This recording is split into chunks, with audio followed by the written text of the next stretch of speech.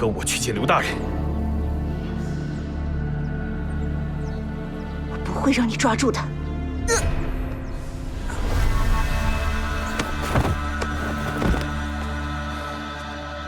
秦捕头，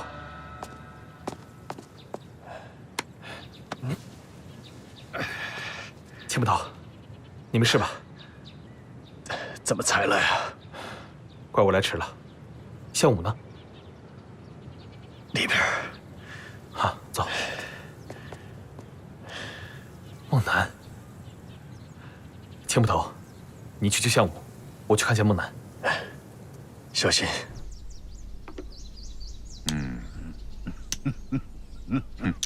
输了。承让，承让，傅大人。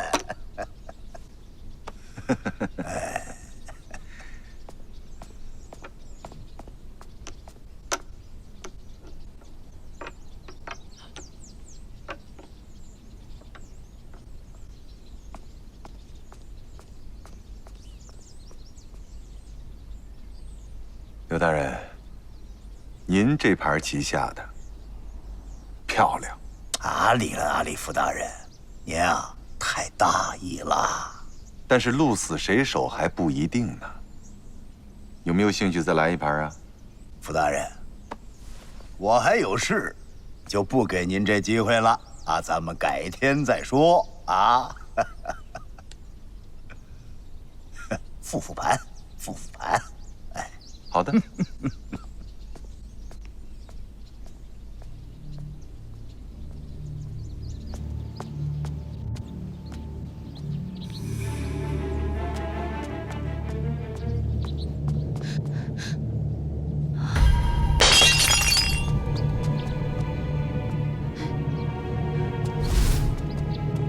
站住！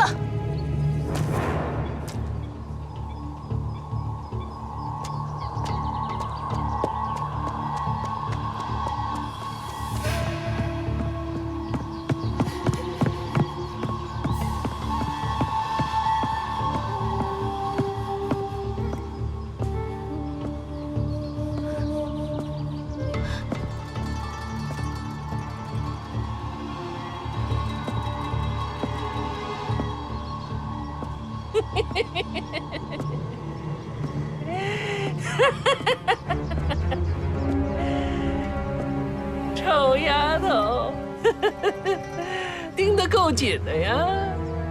我看你是活腻歪了。王秉忠，这话你说早了吧？今天咱们俩谁死谁活还不一定。刘墉办案那是他自己的事情，你非要掺和其中，怎么也想把小命搭进去啊？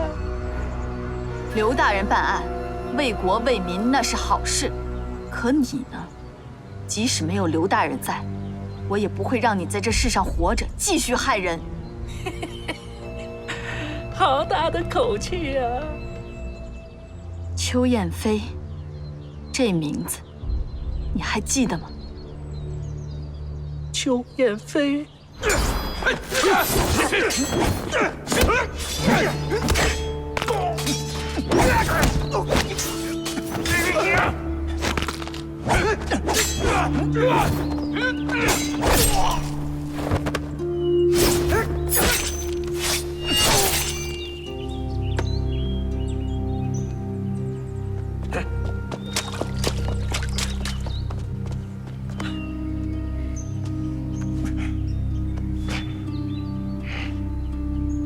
要不是你，我们何必费这么大的周折呀？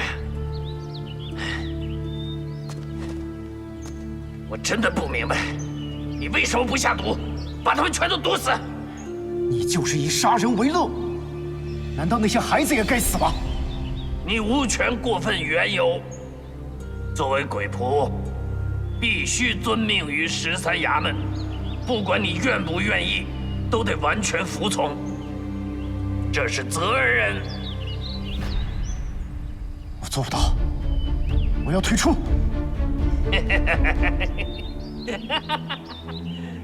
笑话，我没有见过谁能够全身而退的。鬼仆守则，自废武功，还你自由。你要废了自己？不想我的手上再沾上任何人的冤魂。你可得想清楚。我意已决。好，既然你意已决，那我就成全你。不过我得告诉你，从此以后不许告诉任何人关于13衙门的事情，不许做任何对不起13衙门的事情，否则必诛之。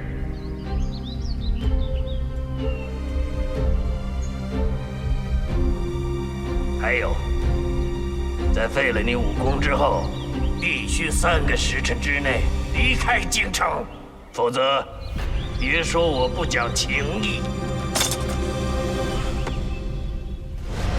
那个不知死活的仵作，邱猛男，如果我要没猜错的话，你就是邱燕飞的女儿。在东昌府，我爹是死在你手上。这雪藏多年的秘密，竟然让你给挖出来了。好，既然这样，我就让你死个明白。我爹真是你杀的？不错，邱燕飞就是死在我的手上。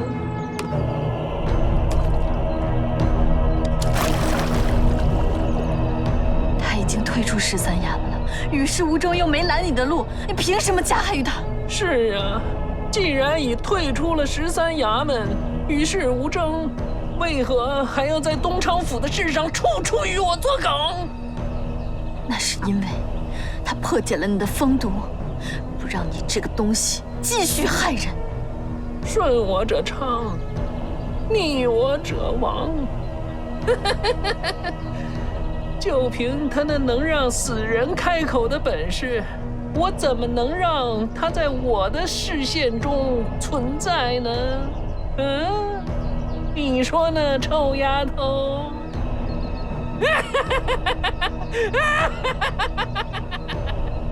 你个阉狗！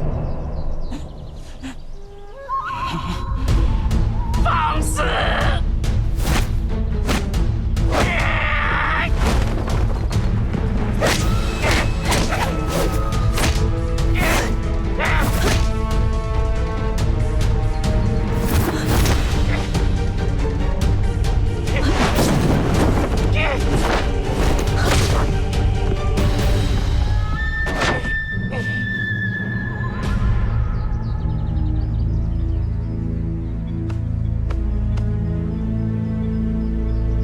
臭丫头，你弄脏了我的衣服。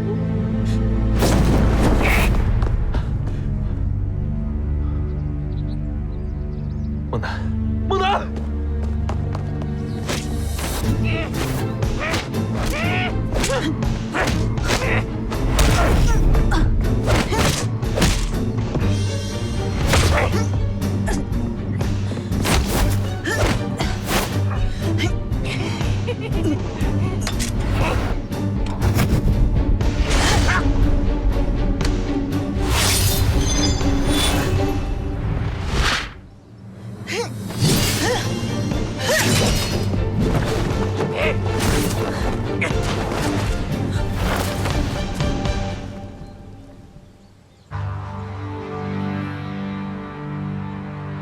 臭丫头，挺狠啊！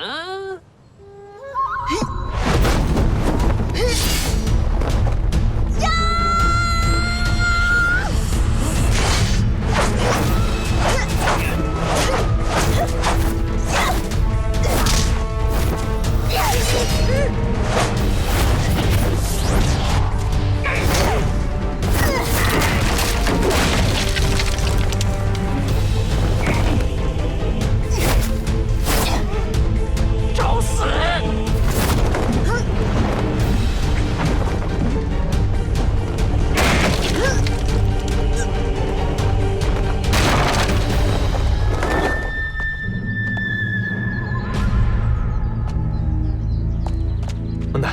没事吧？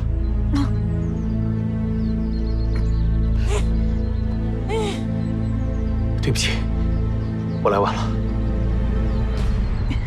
你怎么来了？我答应过你，要帮你为父报仇。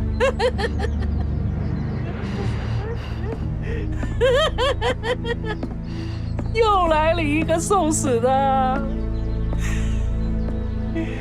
好，那咱家就成全你们。这禽兽宰了他！孟奶，让我来。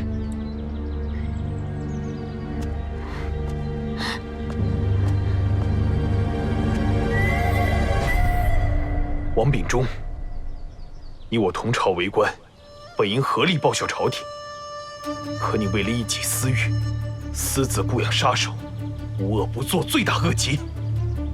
我今天就要替皇上铲除逆臣贼子，要了你的狗命！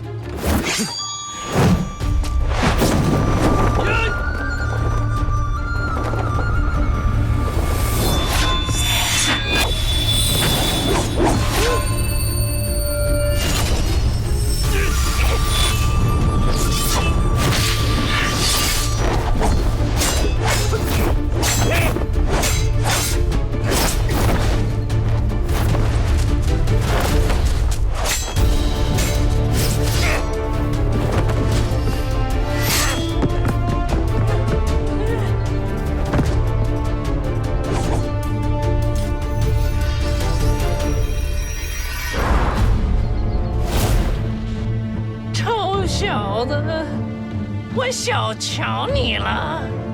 我不是没有给过你机会。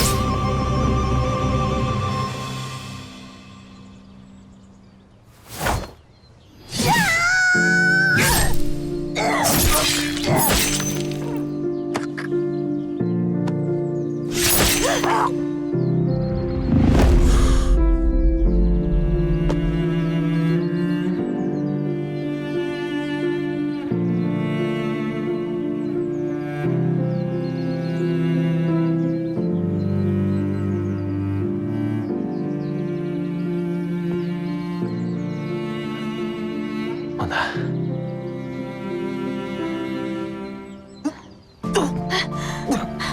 你受伤了？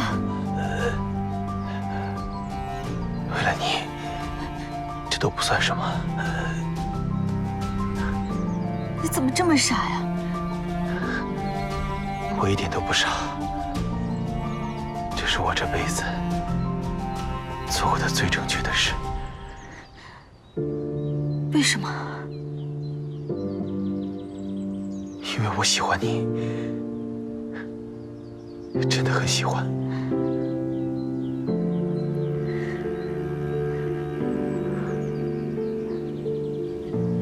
谢谢你。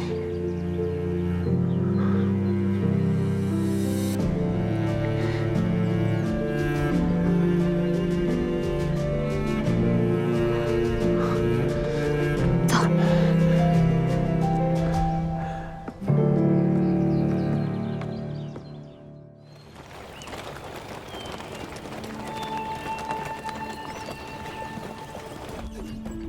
老爷，我们这次是真的回京城吗？是啊，再不回去，就真没法向皇上交代了。可葛春和项武还没有下落，这走了心里啊也不踏实呢。放心吧，有秦朗跟子枫的，啊，放心。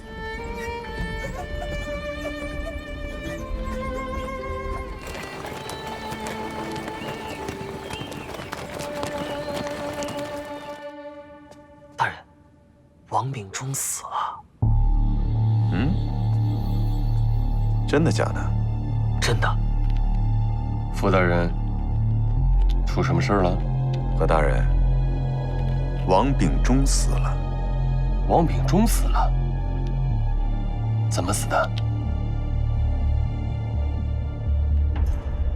傅大人说他死了，他便是死了，怎么死的不重要。对呀，我怎么知道他是怎么死的呀？反正他是开不了口的。好事儿。德才在。明天去酒楼备一桌上好的酒席，我要给何大人饯行。是，大人。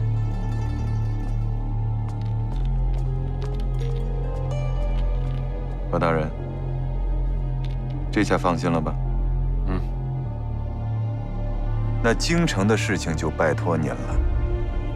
拜托可不敢当，傅大人，咱自家的事儿，一损俱损，一荣俱荣。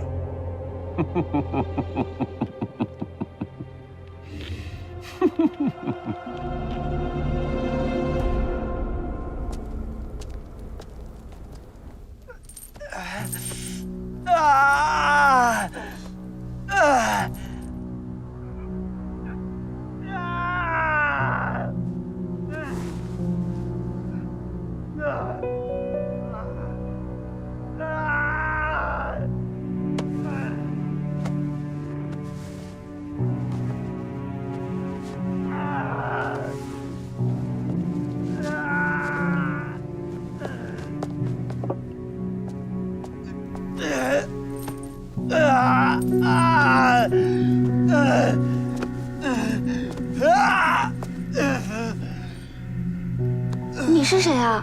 你怎么会在这儿？大哥，你来这儿干什么？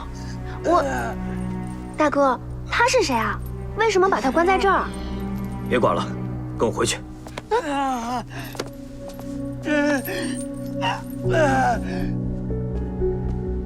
大哥，这三妹这是怎么了？他发现那个疯子了。啊，这该怎么办呢？哎，要不咱们把那疯子扔后山喂狗得了，省得在镖局里边回头惹麻烦。我们只谋财，不害命。他与贾德才的恩怨与我们无关，我们不能害其性命。再说了，你可别忘了，已经跑了一个。如果贾德才管我们要人，我们怎么办？贾德才这个家伙真不是个东西，弄这么俩疯子扔咱们镖局，这是何居心？反正不是什么好事。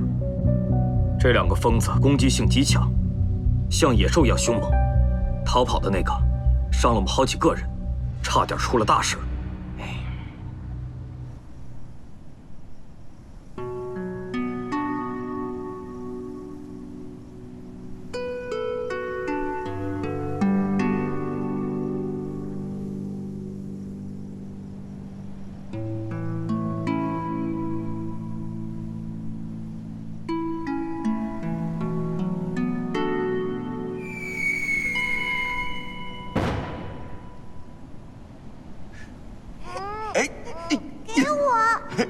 你们俩这是干什么？我要玩。叔叔他不给我们玩。不是，我怕炸着他们。不是你们俩都多大了，跟俩孩子抢炮玩？哎，你不知道哥，这是我跟伍子刚刚研制出来的信号炮，你刚才听见了没？听见了没？怎么了？哎，好听不？就跟鸟叫似的。下次你要是找不着我俩，只要听见这声，马上就能找着了。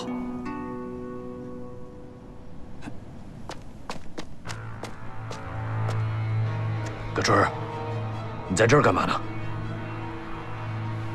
葛春儿，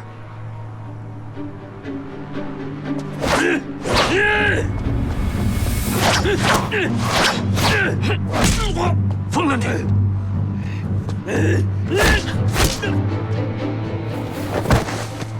葛春儿，你怎么来了？这不是说话的地方，带他走。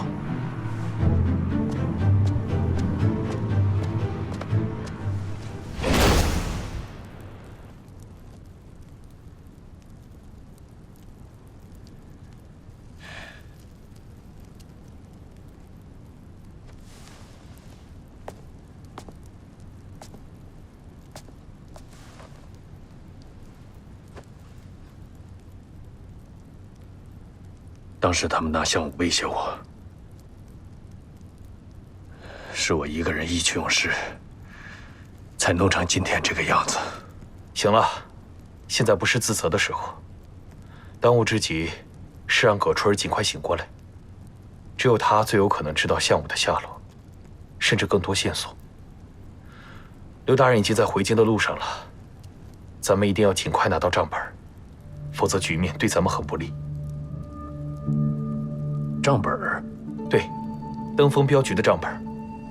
这登封镖局是日昌钱庄的专用镖局，钱庄里面所有的银两去向都会记录在账本里。只要咱们拿到账本交给刘大人，刘大人就会上报皇上，继续追查下去。到时候铁证如山，傅国泰就难逃法网了。你说葛春什么时候能醒过来啊？他就像疯了一样。他呀，80%是中了蛊毒。蛊毒？对。我师父有一个朋友，之前在暹罗学过蛊毒。他说过，这蛊毒可以侵蚀人心，控制人的意志，让人像行尸走肉一样执行命令，杀人，甚至自杀。可谁会这么做呀？我觉得一定跟13衙门有关系。这王秉忠虽然死了，不过中蛊毒的人，蛊毒不会自动清除，之前下达的命令还会持续，所以得找个懂行的人帮忙。你认识这样的人吗？我师父的那位朋友，我记得他现在应该是在三仙山。我可以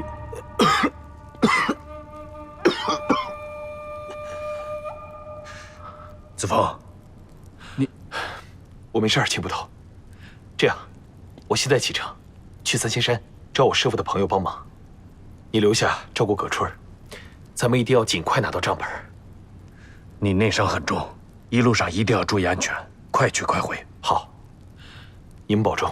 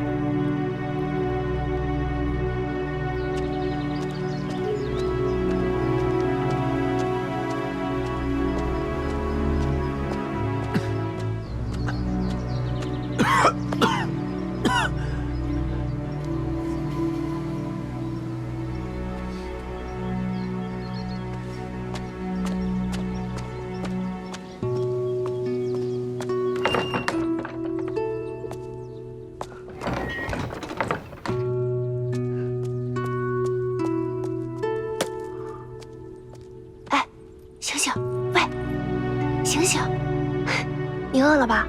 我来给你送点吃的。来，你慢点吃，别噎到了。你到底经历了什么？他们为什么要把你关在这儿？给我弄点水喝。什么？水。哦，水。你怎么了？你没事吧？哎，醒醒！什么情况？这锁谁开的？锁怎么开？谁在里面？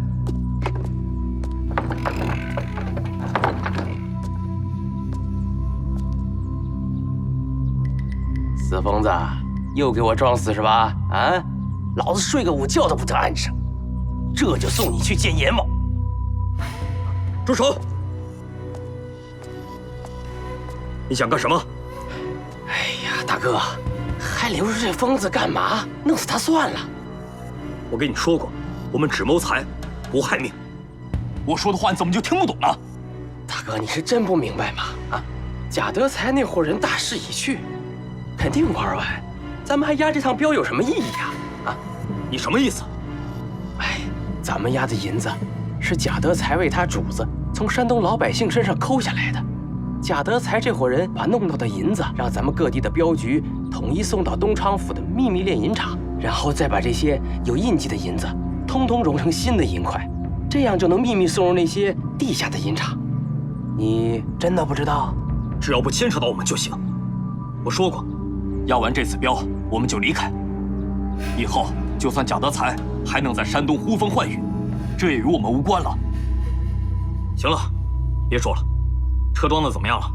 早装好了，只不过不想送到东昌府了。你想干什么？大哥，那可是几千万两银子，你就不心动吗？啊！别说了，你要是敢这么做，别怪兄友不讲情义。你还知道我是兄弟啊？我干了这么多年，我得到什么了啊？目光短浅，胆小如鼠，你是怎么当大哥的？你怎么跟我说话？你要是不同意，可别怪我不客气了。你想造反不成？这可是你逼我的。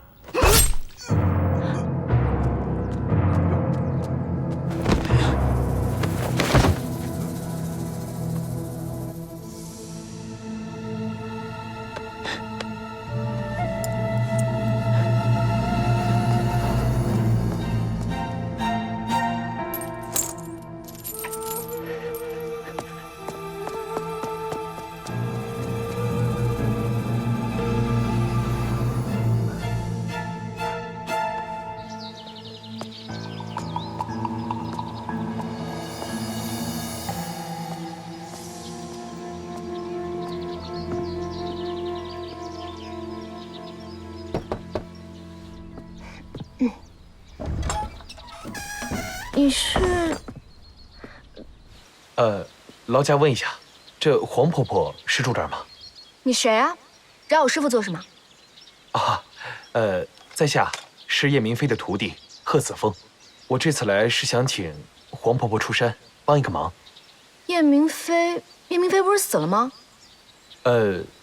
家师确实在3年前已经过世了，不过我现在有个朋友中了蛊毒，非常严重，危在旦夕。还希望你能帮忙通报一声。你是叶明飞的徒弟，那你应该知道呀。啊，是。我的确知道，家师跟黄婆婆之间有一段恩怨。不过这人命关天，还希望黄婆婆能够不计前嫌，救人性命啊！你别喊了，你误会我的意思了。自从你师父叶明飞去世之后，不过半年时间，家师就因抑郁成疾，驾鹤西游了。啊？嗯。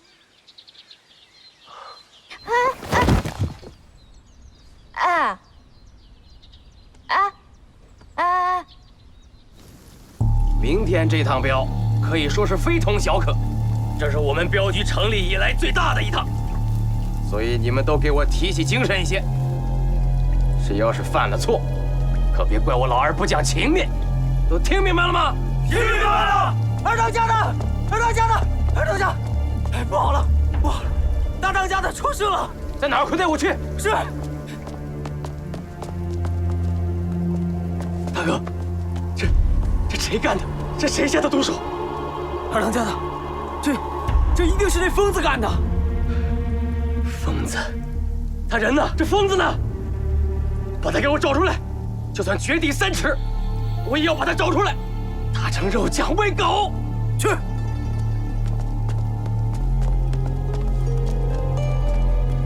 那疯子呢？我不知道啊，我进来的时候只有大当家的尸体。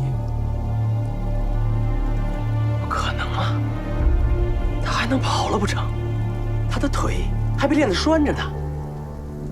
莫非他是装疯？哎，二当家的，三小姐也不见了。不可能吧？今天中午，我看到三小姐拿着一个食盒从院子里走过，会不会是她把疯子给放了？中午？对。完了，那岂不是都让他看见了？那怎么办？快去找啊！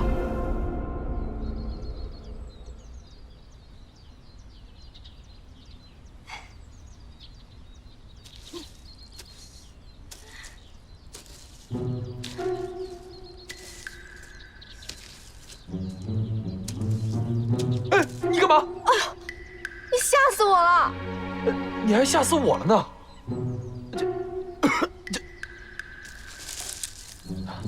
干嘛呀？这是？你受了很严重的内伤，我在给你治病。哦，那你治病就治病吧，你乱翻什么呀？我找镯子，镯子，镯子，是这个吗？对，这是它，给我，给你。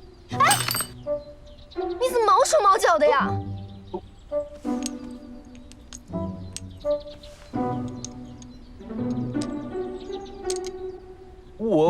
我不是。好了，你的内伤我已经给你治好了，你走吧，别再让我见到你。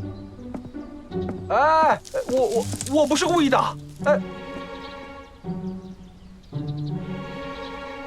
真的治好了。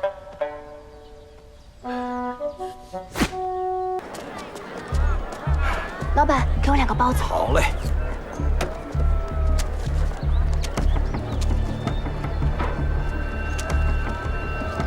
谢谢。行，慢走啊，姑娘。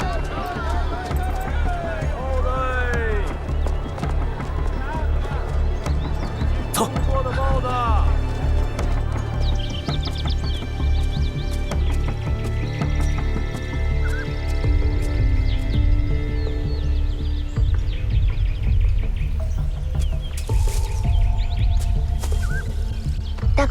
大哥，进来吃点东西吧。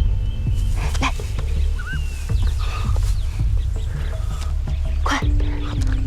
妹子，我不能吃了，我现在觉得我身体里面全是虫子，我吃了东西它们会更活跃，我可能会死会疯掉。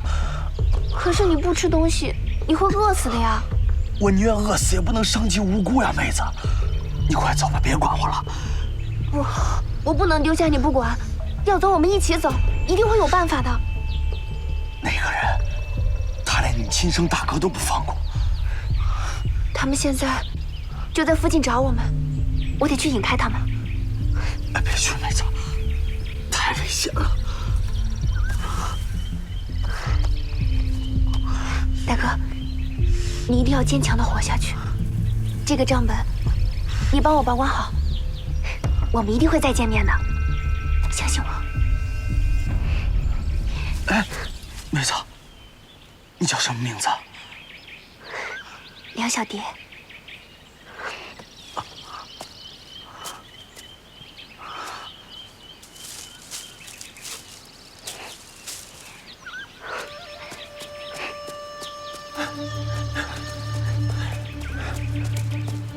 人找到了吗？没有。 2个废物！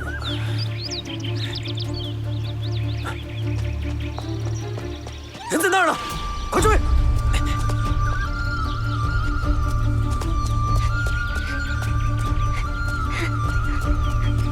站住！别跑！站住！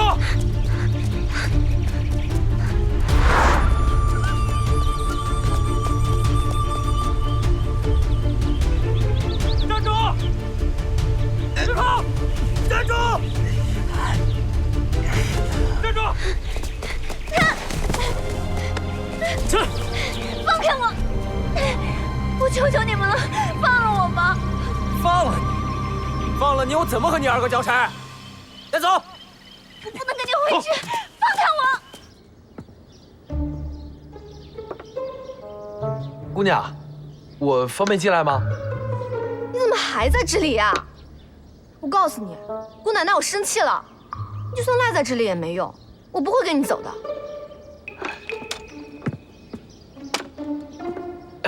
这个，我就是想……我不管你什么御钱不御钱，带刀不带刀。是。弄坏了我的镯子，你就得赔。是。欠债还钱，天经地义。有招想招，没招死去。赶紧给我想办法去。对，姑娘，你看，你不是得到了那黄婆婆的真传了吗？你就发发慈悲，跟我下山救救我那朋友。救好了之后，那别说一个镯子，金山银山我都给你安排。你就吹牛吧你！金山银山，赶紧给我滚下山去！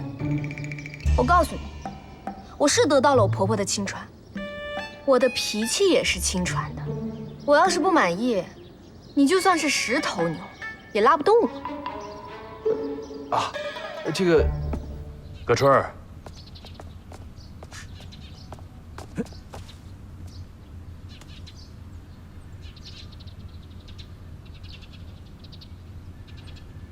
走了。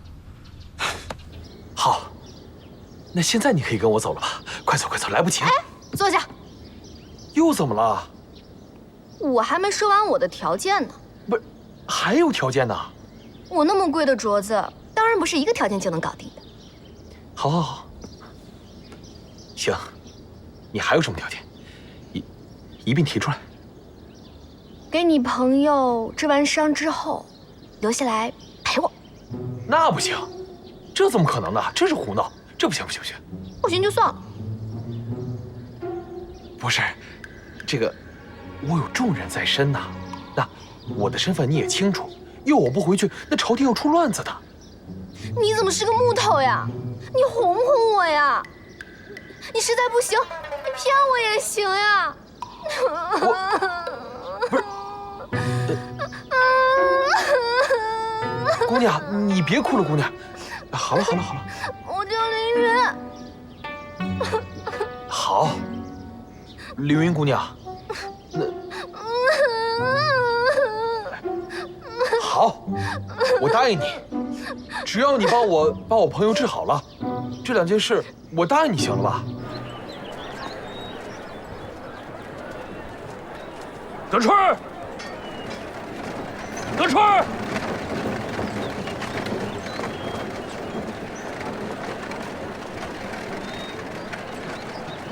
葛春儿！哎呀，一个女孩就别抽烟了，不好看。我愿意。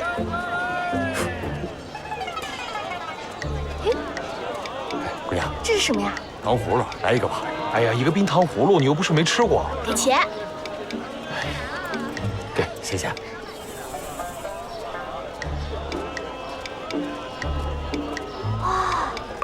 咱们走吧。哎呀，第一次下山，你还不允许我好好看看？是，那能不能办完正事再看呀？已经来不及了。我饿了，走不动。又饿了，那咱回到住处再吃，啊？先吃饭吧。哎，那咱们边走边吃，这行了吧？也行，那就他吧。姑奶奶。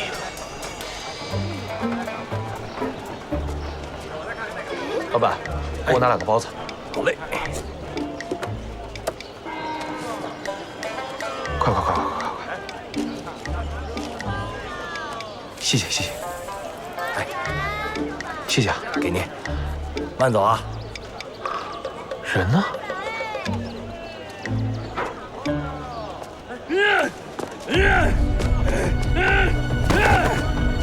葛春儿，醒醒！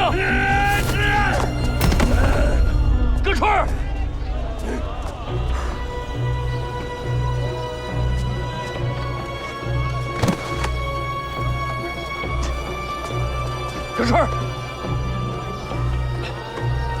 儿，葛春儿，姑娘，他中的是众神蛊毒。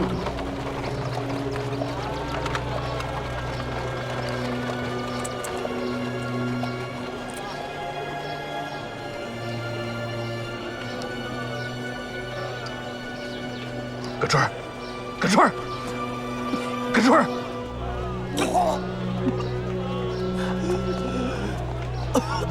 秦捕头，干什么？哦，这位是我请来帮忙救葛春的，凌云姑娘，她怎么样了？他没事了，已经吐出来了。真的呀？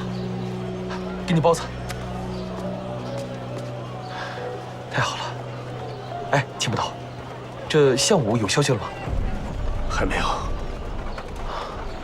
再找找吧。中蛊之人会神昏、进藏，眼见邪鬼行，耳闻邪鬼声，还可使其产生自杀的念头。特别是下蛊之人，可以在子时直接操控中蛊人做任何事情，包括自杀。一定是13衙门干的。这王公公已经死了，还有谁会邀功杀人呢？你说的没错。哎，那他怎么样啊？什么时候能醒过来？你们看到之前他吐掉的黑色颗粒了吗？那些就是幼虫，成虫已经化成水了，你们看不见。你们放心吧，再吐一次，睡一觉就好了。哦。贺子峰，蛊毒已经解了，跟我回去吧。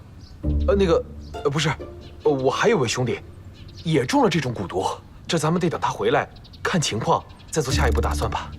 哎，你是不是得寸进尺了？不是，我没有，不是，真的，我真的有位兄弟，那个项武嘛，对吧？那他身处险境，我总不能坐视不理，一走了之吧？子枫，你要去哪儿啊？哎，不是，没事，你别问了啊。他答应我的条件，我才会下山帮忙的。不是，现在他出尔反尔，你说这事该怎么办？什么条件啊？不是，你不用给他看，他干预不了。喂，那个，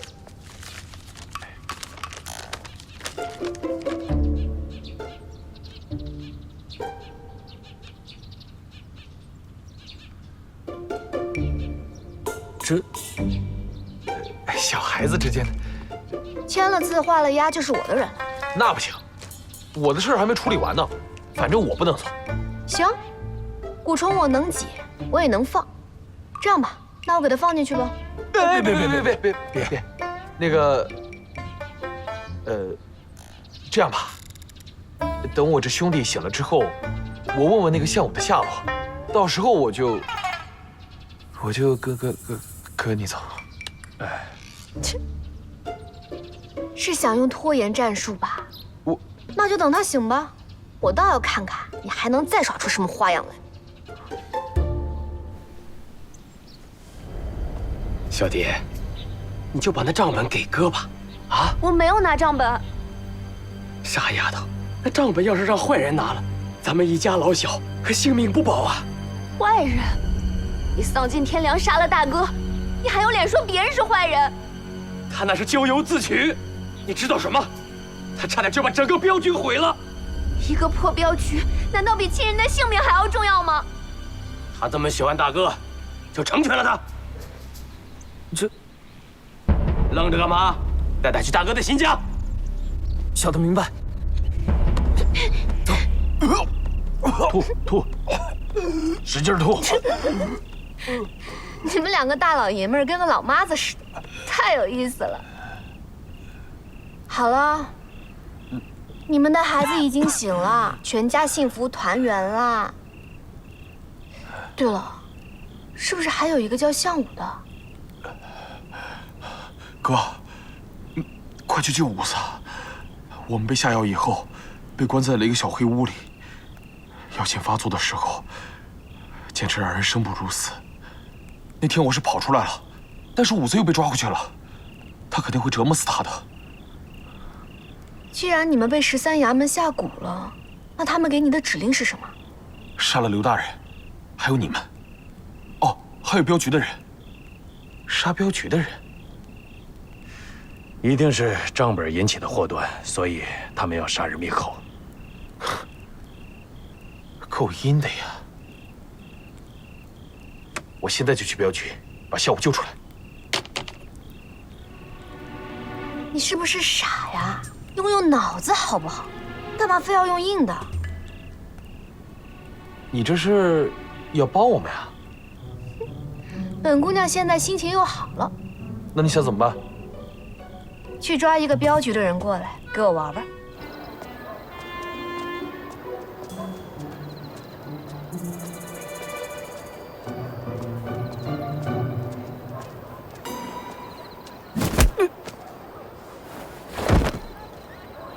我求求你们了，别再折磨我了。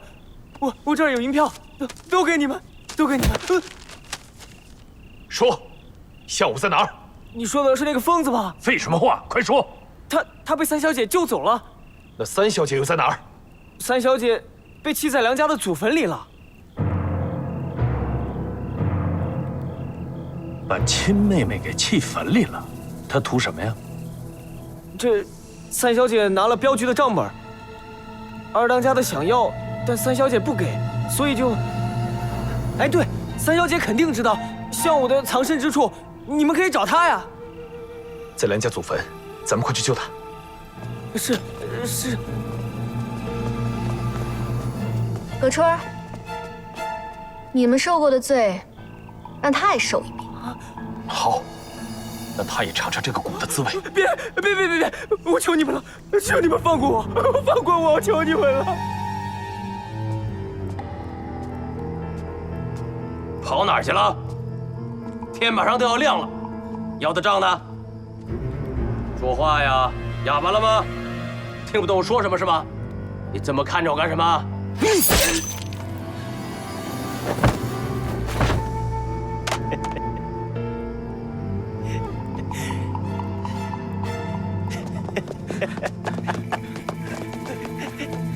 要干什么？快放下！把你放下！放下！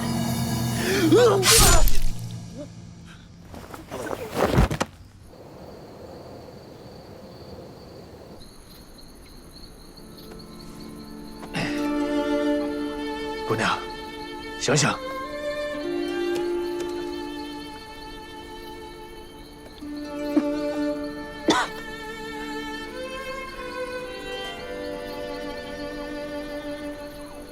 你们是？我们是项武的朋友，你知道他人在哪儿吗？快去救他！在城外小路第一个岔道路口中间的树林里，有一个草棚，他就在那儿。走，带他去医馆。好，不用了，谢谢。镖局的银子就在这坟的下面，你们快去救他吧，快去！姑娘，姑娘，姑娘！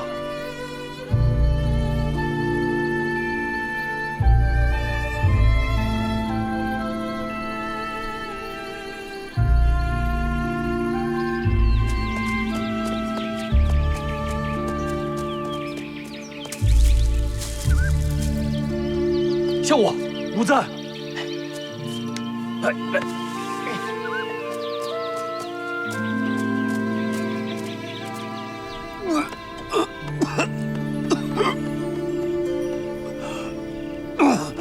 吐干净了吧？好了，现在他的毒也解清了，好好休息休息吧，很快就可以生龙活虎了。谢谢姑娘。子枫，根据账本所示呢，地下炼银厂的确切位置就应该在东厂府。但是登封镖局内讧一事，定会打草惊蛇。我想是这样啊，从明天起，咱们两个兵分两路，我带着账本到京城找刘大人，你呢就带着葛春、项武，一定要尽快找到地下炼银厂的确切位置，不要打草惊蛇，搜集证据就好。注意安全。可以。那你也多保重。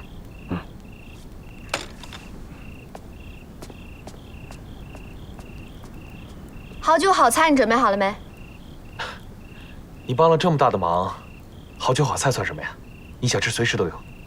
那还差不多。贺大哥，小蝶姑娘她在哪儿？我要好好谢谢她。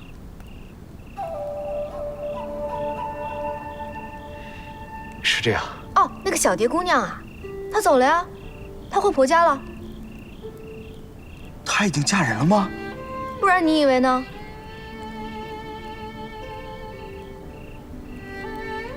那她有没有说什么？有啊，当然有，不然怎么找到你的呀？就这些吗？她说账簿在你的手上。还有吗？没了，傻小子，好好休息吧你。我不管你了，我要去好好吃一顿。贺子峰，啊，我们俩的事儿可要好好聊一聊。走，去喝几杯。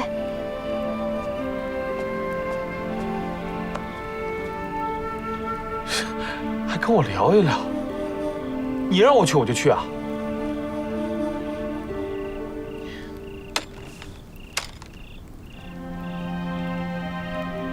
你俩欠我的！撤！撤！撤！撤！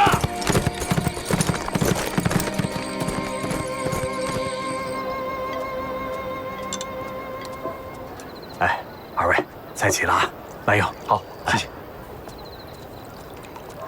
看得出来，香武是真的很喜欢小蝶姑娘。那肯定啊，患难见真情嘛。真是太可惜了。是啊，不过你还挺善良的。如果项武真的知道真相的话，肯定承受不了。那你呢？我什么呀？我要是不在了，你会伤心吗？你怎么说这话呀？多不吉利啊！呸呸呸！不要装傻。契约的事情你又忘了？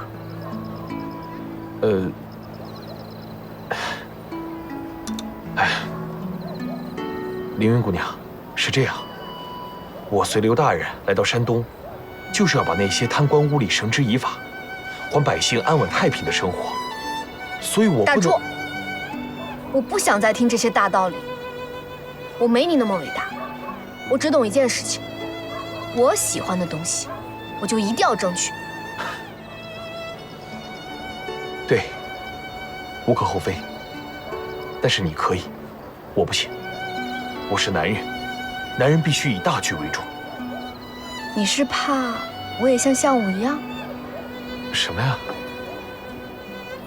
怕得知真相会伤心呀？伤什么心？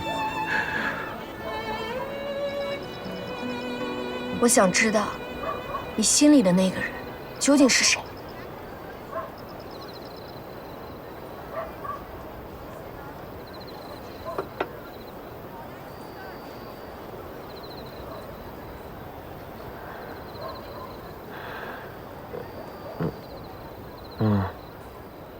梦南姑娘，我要娶你，我会帮你爹报仇。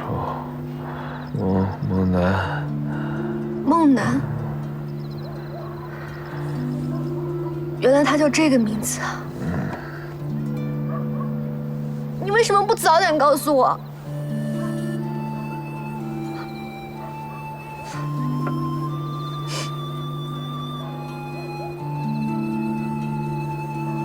师父，我要是坚持下去，结局会不会和他一样？会不会和你？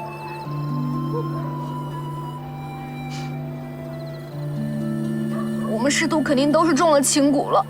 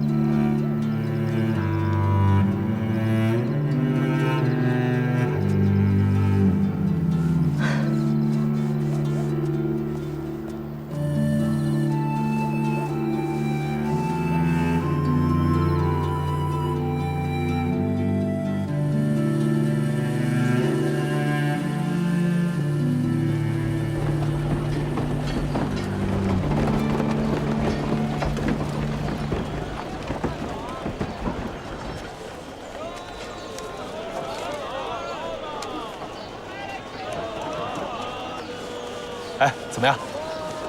身体还行吗？没事了。贺大哥，你昨天晚上在外面睡了一夜？哎，向武，你好多了吧？都好了。哦，哎，这凌云姑娘呢？她昨天晚上就走了？走了？啊，那没说什么吗？她说让你以后好好善待孟楠姑娘。还有，千万别负了人家，祝你们幸福。不是，她怎么知道孟楠的？你们说的？不是。好吧。收拾行李，咱们现在启程。去哪儿啊？东昌府。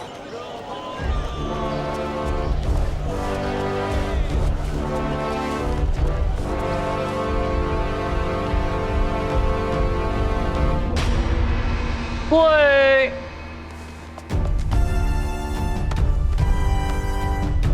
一叩首。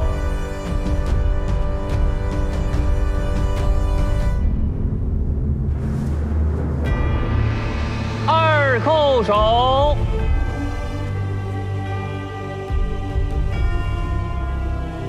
三叩首。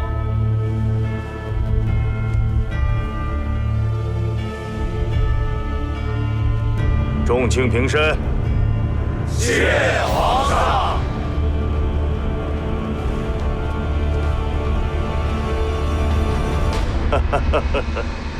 刘墉，你回来了。启禀皇上，臣今早回京，便来早朝了。那就好。朕还以为你在山东走丢了呢。启奏皇上，臣老家就是山东，走不丢。那你的意思是，钱公公的腿没你快呗？那就是钱公公的事儿了。刘墉，臣在。朕念你在山东惩治腐败有功，所以招你入京，官复原职。你倒好，跟朕耍起了架子，拒不接旨。你这是想欺君罔上吗？臣不敢。启禀万岁，老奴以为……滚出去！这。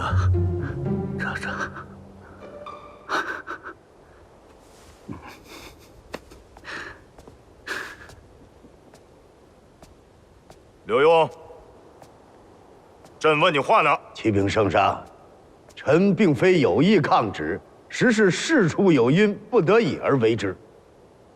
什么原因啊？臣彻查山东布政使臧海坤一案，有诸多嫌疑，另有隐情。什么隐情？臣有密奏。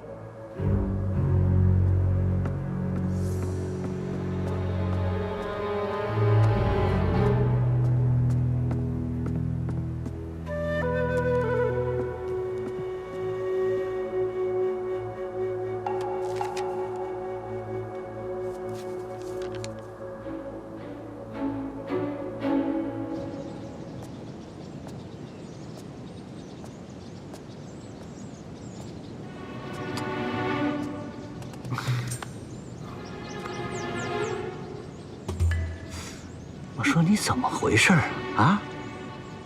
你回来得告诉我一声，这打我一措手不及，皇上急了，这怎么办呢？我真想给你个大嘴巴子。六王爷，哎呀，陈公公，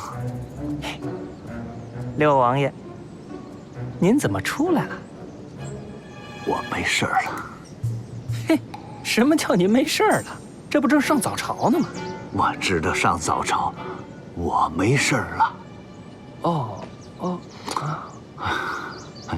哎，陈公公，你想想，太后她老人家这个时辰起床没起床啊？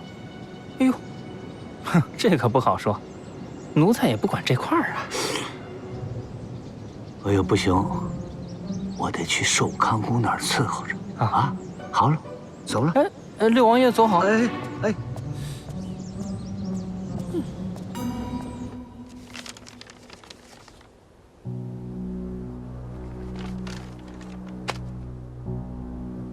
刘墉，你说山东巡抚傅国泰是臧海坤贪腐案的幕后主使？是。你说傅国泰利用赌场、青楼，甚至是鸦片大肆敛财？是。你还说傅国泰窝藏朝廷通缉要犯，并暗中培养排除异己的黑恶势力？是。证据呢？臣没有证据。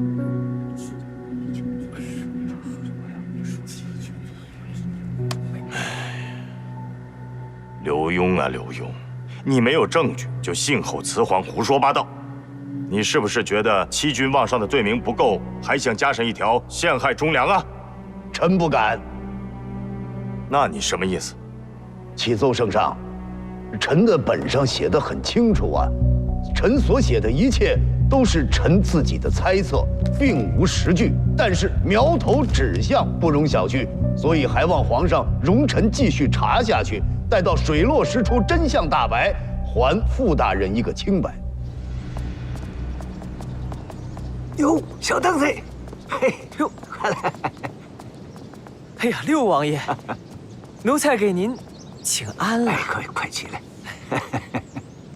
我不是跟你说了吗？啊，见了本王甭这么客气啊！我跟你打听打听啊，太后她老人家。这时候起床没有？早就起来了。哦，对了，六王爷啊，我刚刚碰到您府上的一个管家，说府上来客人了。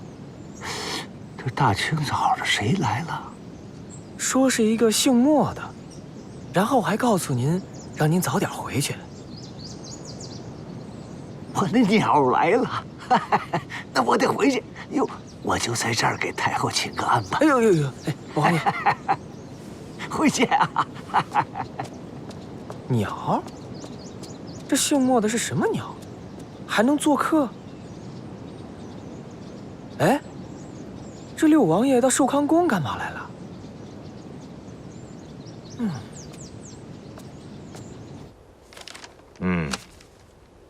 好吧，怪朕没有看清楚。不对，怪朕没有看完，错怪了你。但是朕可是连夜把那些个折子都给看完了的。钱公公，奴才在。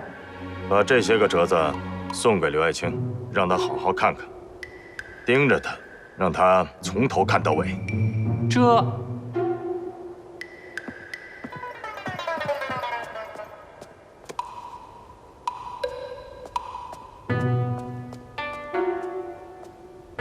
刘大人，皇上说了，让您必须从头看到尾。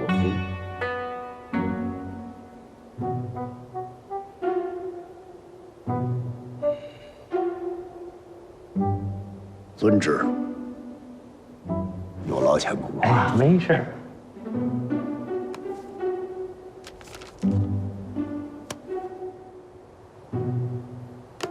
你就翻过来，翻过来。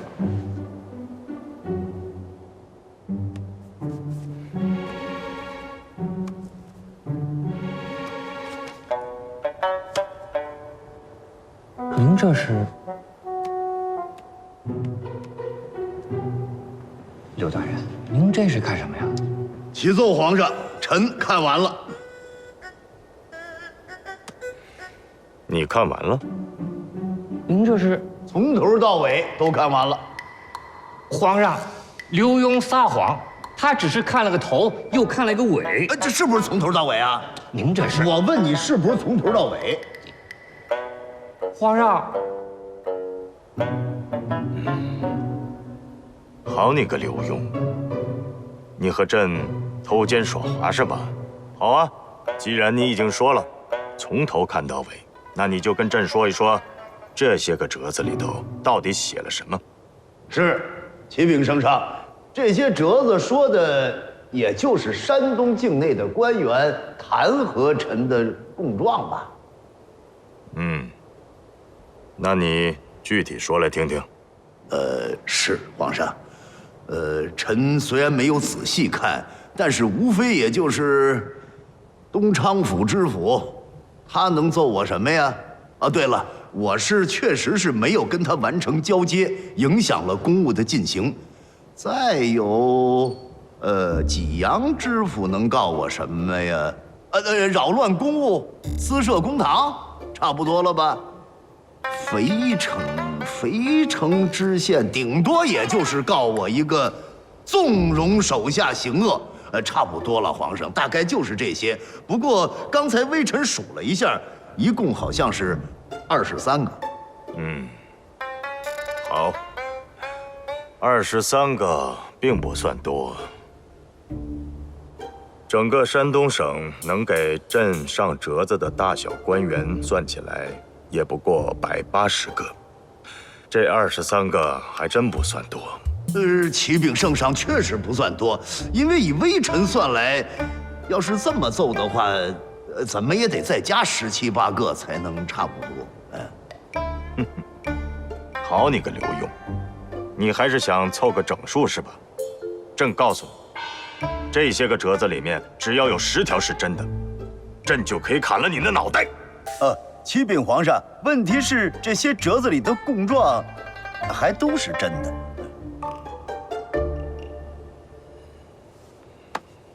好，刘墉，既然你承认都是真的，那朕就成全你。来人呐，在，摘去刘墉的顶戴花翎，推出午门，斩首。谢主隆恩。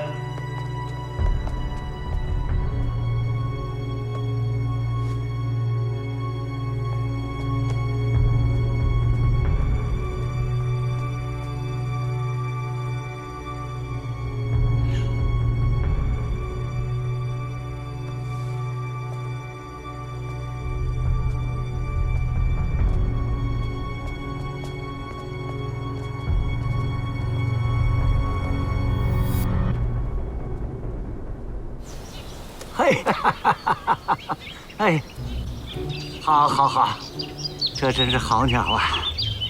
听着月儿，这动静，有这么一种这个清凉之意呀！好，真好。王爷，这鸟声音虽好，可这色泽嘛，稍微差了一些。那正常。老话怎么说呀？金无足赤，人无完人。那鸟亦当如此。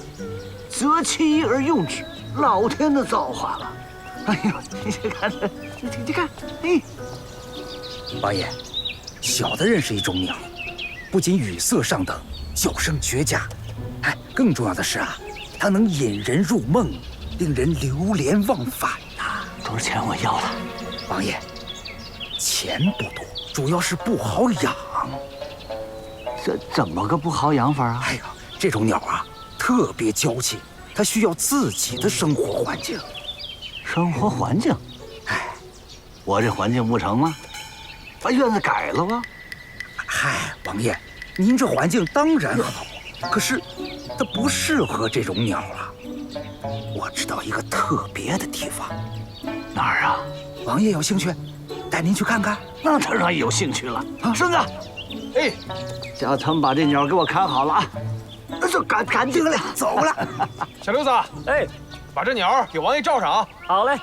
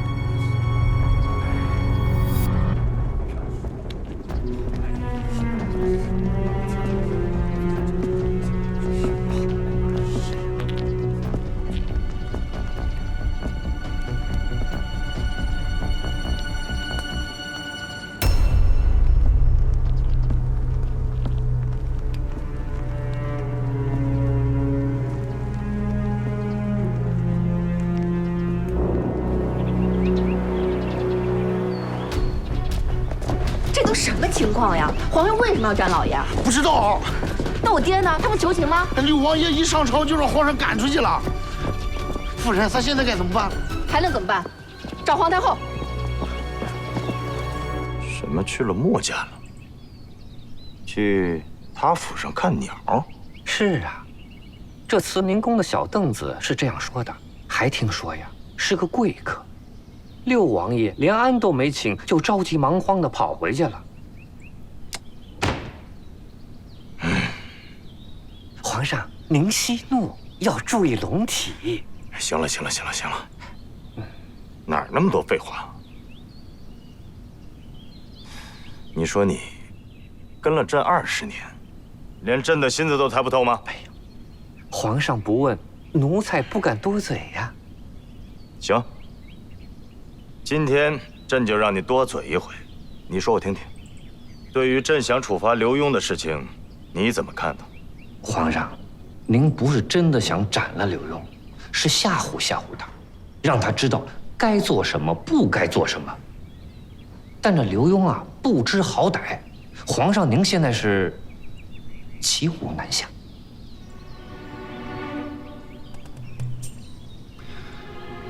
那你觉得刘墉现在他是怎么想的？这奴才真的不知道呀。刘墉这老小子办事向来古怪，难以捉摸呀。有什么捉摸不透的？他不过就是想将朕的军。将军？那他意欲何为呀？他就是想，你的嘴不牢靠，不能告诉你。对了，派人去趟寿康宫，如果看到婉儿格格去了的话，立刻回来禀报。是。哎，皇上，今儿是太后礼佛的日子，他老人家一大早就去了雍和宫了。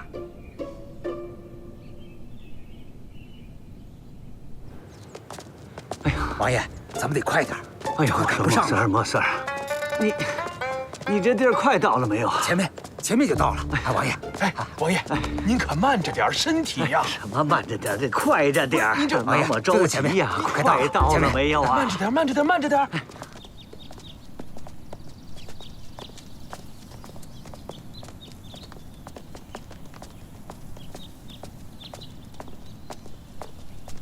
太后怎么说的？哎呀，太后不在，那怎么办呀？咱们得救老爷，赶紧再想想别的办法。走，先跟我回府。啊！王爷，嘿，莫三儿啊，咱不是看鸟吗？怎么跑鱼池来了？这个？嗨，王爷，鸟啊就在里面呢，是这家掌柜养的。啊，杀鱼还养鸟？嗨，王爷，您进去就什么都知道了。走。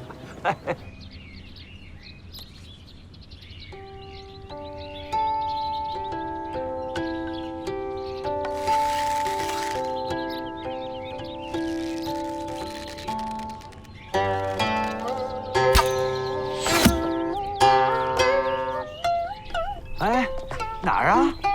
哎呦，六王爷，这小子谁呀？程掌柜的，掌柜的，王爷来看鸟，鸟呢？哦，鸟在里边了。王爷，请。请王爷。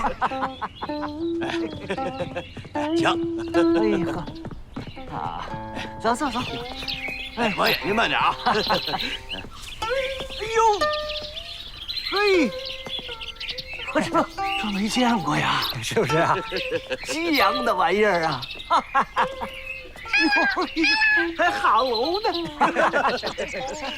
哎啊，哎，哈喽，你这有意思。哎，莫三儿，你小子嘿，行。哎，回头我得给你赏钱啊！今天真是没白来呀！哎，你看。哎，这可真是有办法，你们啊！六王爷，怎么样？我没骗您吧？哎呀，好，莫三儿，真有能耐，有本事。你看王爷多开心呐！哎，你这什么鸟啊？这是？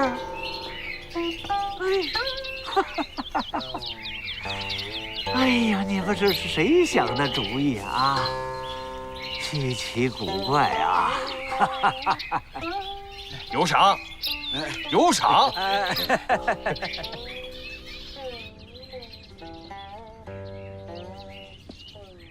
小六王爷，跟你他娘的说了多少次了，不要在我前面加个小字，我才是真正的六王爷。是，您是六王爷，您是六王爷，小的知错了，小的知错了。去！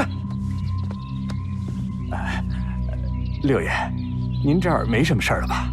没什么。那老东西怎么来了？那是我们掌柜的一个朋友。朋友？什么朋友？这小的就不知道了。真不知道？真不知道。哎，六爷，您这是怎么着？见你们掌柜的都不行了？哎呦，不是，六爷您误会了，小的不是这个意思。咱这儿不是也有规矩吗？狗屁规矩！爷可是当今圣上的亲弟弟，大清朝唯一的六王爷，所以本王就是规矩，知道吗？知道，小的知道。告诉你们掌柜的，他爱巴结谁巴结谁，本王不管，但要坏了本王吃鱼的心情，别说你一个小小的鱼池，就是10个鱼池也他娘的给他掀了！哎呦，六爷恕罪，一帮狗奴才恕罪。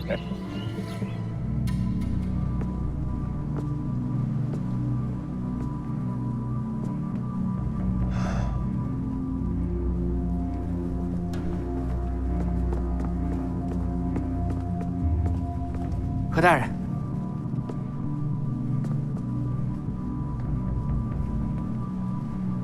这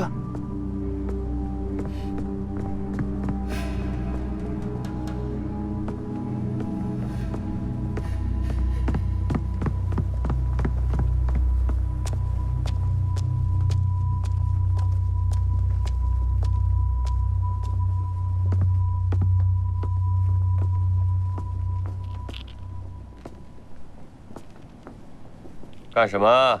啊？看你们那个凶神恶煞的样子，到53刻了吗？圣旨下来了吗？都盼着刘大人死，是不是？站远点儿，给我搬个座。是。哎呀，刘大人辛苦了啊！好说好说。大人，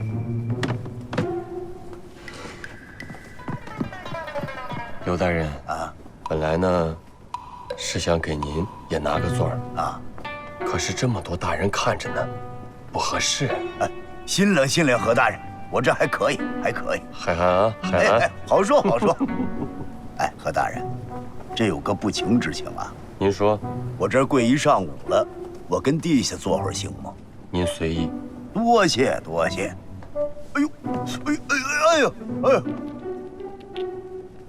哎呀！刘大人，刚才我就看着您，一直看着天上，您在看什么呀？何大人啊，我这看看呢，这一会儿就上去了，我看看天上的道啊，我别再走迷喽啊！啊！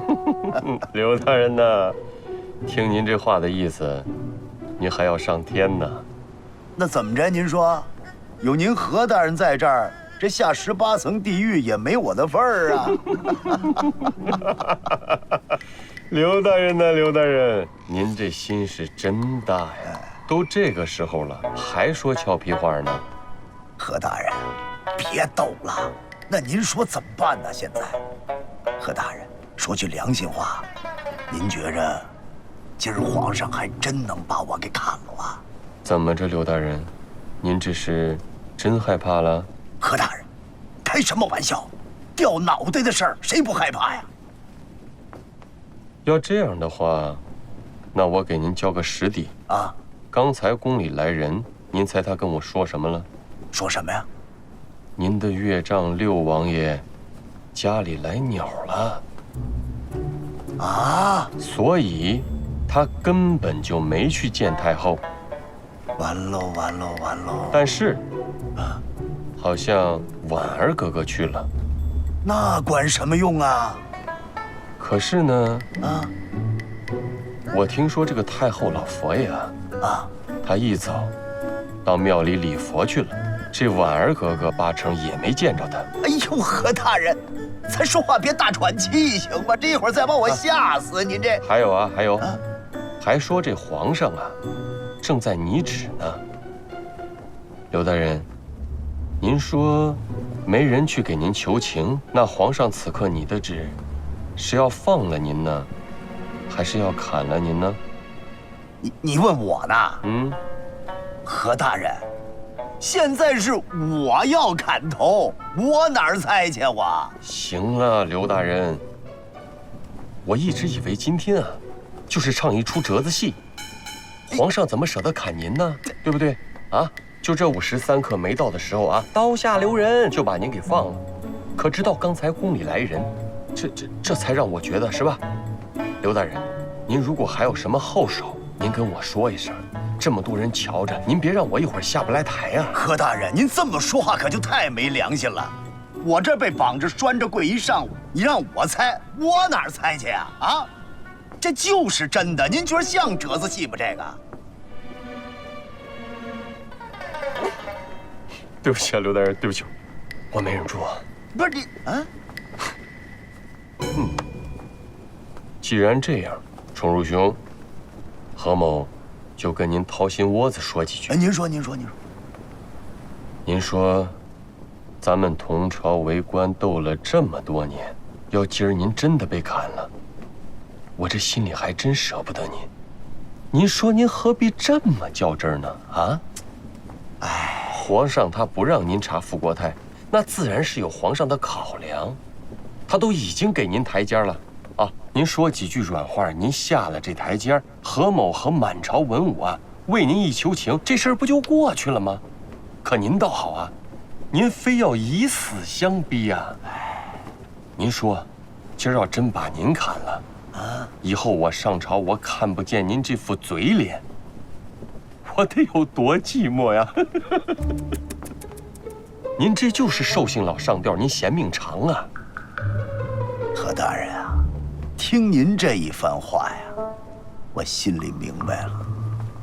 想我刘墉为官这么些年没想到我还真能遇见明白人。行了，刘大人，都这个时候了您说这拍马屁的话没有用。再说我也没有您说的那么明白。我有什么明白的呀？何大人，我说我遇见明白人，我没说遇见您了。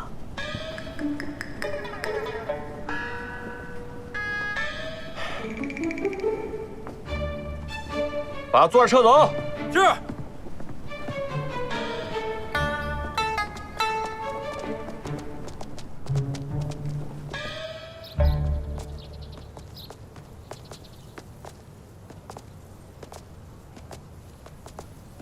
不知为何呀，每次到你这里来，我这心里头都是十分的愉悦。黄先生日夜操劳，难逃尘嚣纷扰，来此清静读书之地，故而悠然自得呀。你说的有道理。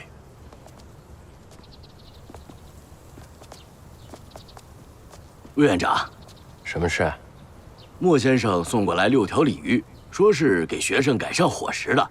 我过来问一下您，是清蒸还是红烧清蒸吧，火候小点。哎，我知道了。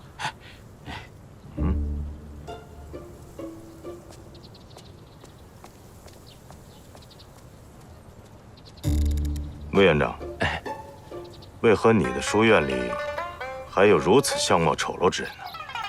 黄先生，此人程八尺，是我的一个同乡。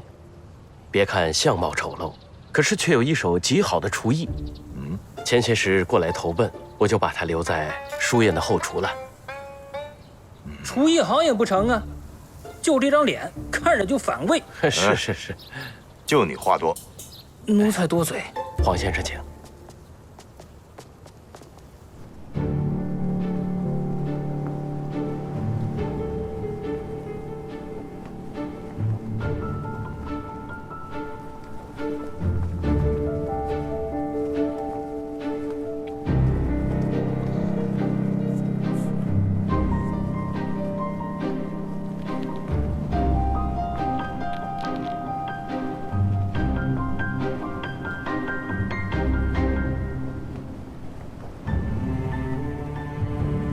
国丈大人，国丈大人，圣旨到了。到什么？还没信儿呢。那就劳烦何大人多盯一会儿。待会儿圣旨到了再叫我啊。不是，爷俩就没一个好东西。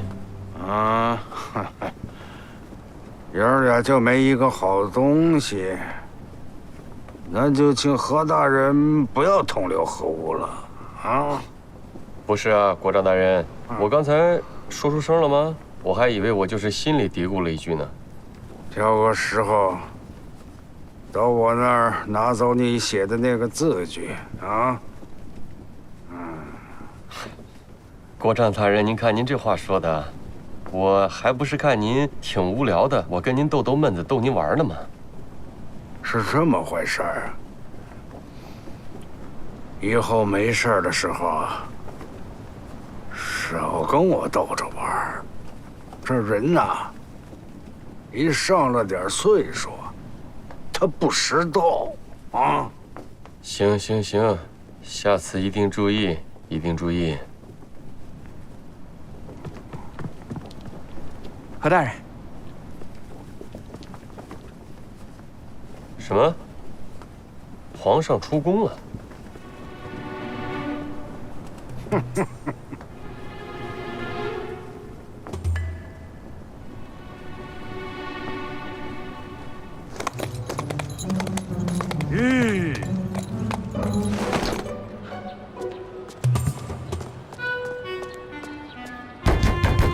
开门！谁呀？开门啊！来了！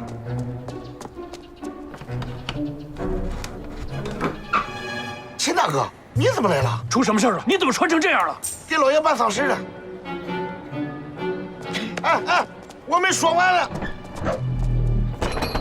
多放点啊！秦大哥，你看，秦大哥，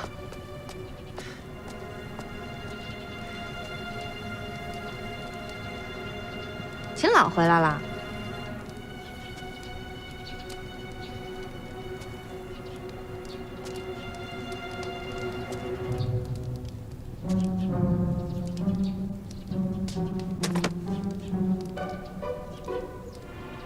大人，秦老回来晚了。你不是说好要一起办案的吗？你怎么能丢下我们就走了呢？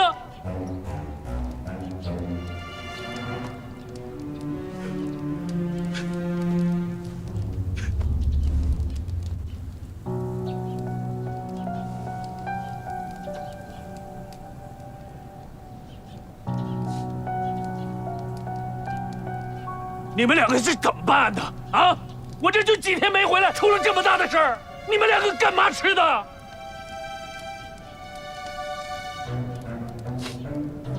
夫人，老爷是怎么死的？谁告诉你老爷死了？夫人节哀，您的心情我能理解。您就说吧，老爷到底是怎么死的？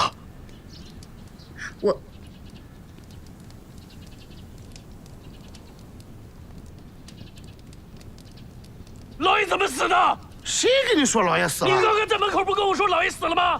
我的意思是，俺现在办的这个事是老爷死的事，但是老爷人没死啊。什么意思啊，夫人？皇上下了口谕，说要斩了老爷。那老爷不还是死了吗？哎呀，这只是口谕，圣旨还没下来呢。老爷没死。死胖子，我告诉你啊，有些玩笑能开，有些玩笑不能开。你刚才说什么呢？你那是你自己没听明白，你赖我呀！谁没听明白？你刚才怎么说的你？我哎，行了行了，别吵了。皇上不会斩了老爷的，他要是想斩老爷，干嘛要把老爷派到山东去？他还留着老爷有用呢。再说了，这不还有我爹呢吗？虽然他平时糊涂啊，但这关键的时候他不会糊涂的，放心，死不了。夫人，那咱这铁盆还续吗？东西还买不买了？这当然了，当然要续上。这声势啊，办得越大越好。虽然老爷死不了，但没事干嘛要把老爷推到午门去，晒上一天啊？这事办得不厚道，丧气。七仔，哎，把消息都给我放出去，让大家把请柬都送出去，让文武百官都看看这忠臣都什么下场呀？看大家以后还敢办正经事儿吗？夫人，消消气，七仔这就去。夫人，咱还请厨子摆席不？这个就算了，太贵。哦。秦朗，你也奔波了一路了，刚刚又受了惊吓，喜儿，赶紧送进去暖和暖和，给他准备点吃的喝的。哦，秦大哥，是。哎呀，刚才都是误会。行，我自己会走。哎呀，快走吧。火盆里的火不能停啊！倒点茶，喝点水，暖和暖和啊。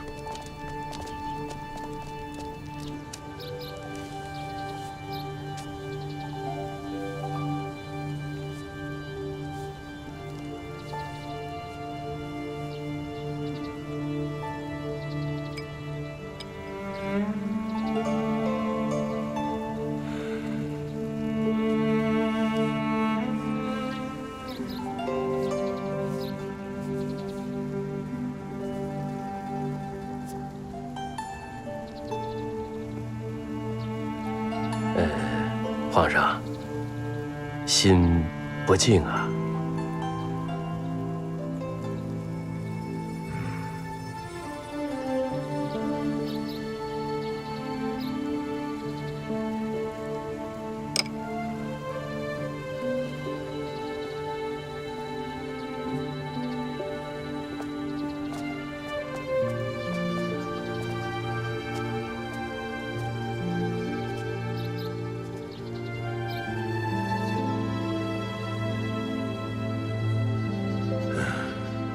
魏院长，哎，皇上，朕心里有件事，想问问你有什么看法？皇上，请讲。近日朝堂之上有人状告国舅，说他贪赃枉法、徇私舞弊，而且还……总之都是十恶不赦之事嘛。于理来说，朕应该大义灭亲，法办国舅。可是于情而言，朕应该顾及皇家的脸面，不予追究。你说朕该如何办才好啊？皇上，这……哎，魏院长，朕之所以愿意来你这里，并不是因为你的书法造诣如何了得，最关键是因为来你这里，你我不必拘泥于君臣礼仪，更不用虚假客套，所以有什么看法，尽管说。是皇上，以草民之见，跟皇上心中答案相同啊。你知道朕心里有什么答案吗？舍得，有舍才有得呀。这个道理朕自然明白，可是，一边是忠臣良将，一边是皇亲国戚，朕应该舍谁，又该得谁？舍奸邪，得忠义呀。你的意思是要朕大义灭亲吗？不，皇上，国舅爷虽然枉法，但毕竟是皇家之人。正如皇上您所说，牵扯到皇家脸面，不可轻动啊，只需暗中警示其予以收敛即可，故而国舅应得。而那告状之人，既然敢于直言进谏，想必一定是国之栋梁、忠义之士，所以也是应得呀。魏院长，刚才你说要舍奸邪得忠良，可是你的这番话里头没有奸邪之辈呀。皇上，奸邪并非是人，而是权。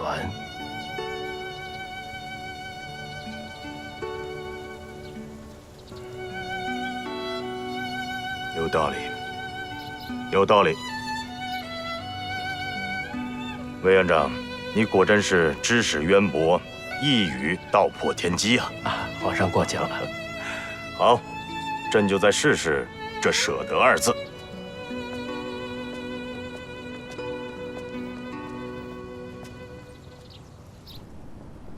圣旨到！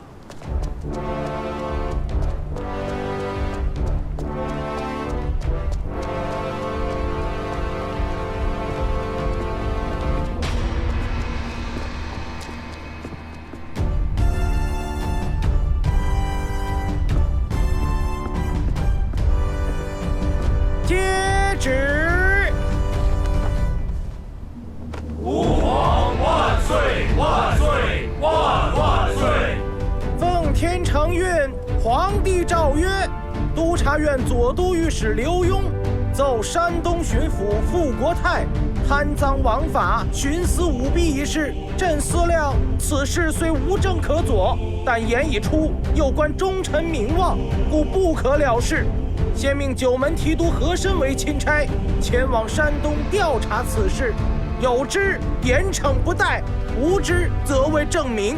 另山东各部官员弹劾刘墉玩忽职守一案，经查大不属实，但其认罪且无狡辩，是为悔过之心尚存，又念其以往之功绩，故免死罪，贬为庶民，钦此。吾皇万岁万岁万万岁！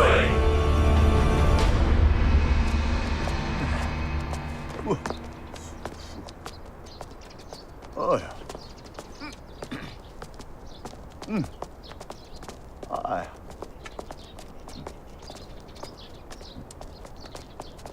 刘大人，哎，哟，何大人，哎呦喂，何大人，这一上午您陪着我得多辛苦啊！我这职工之令给您行一个啊，我这……哎呦，行了行了行了，宠如兄，您就别逗我了啊！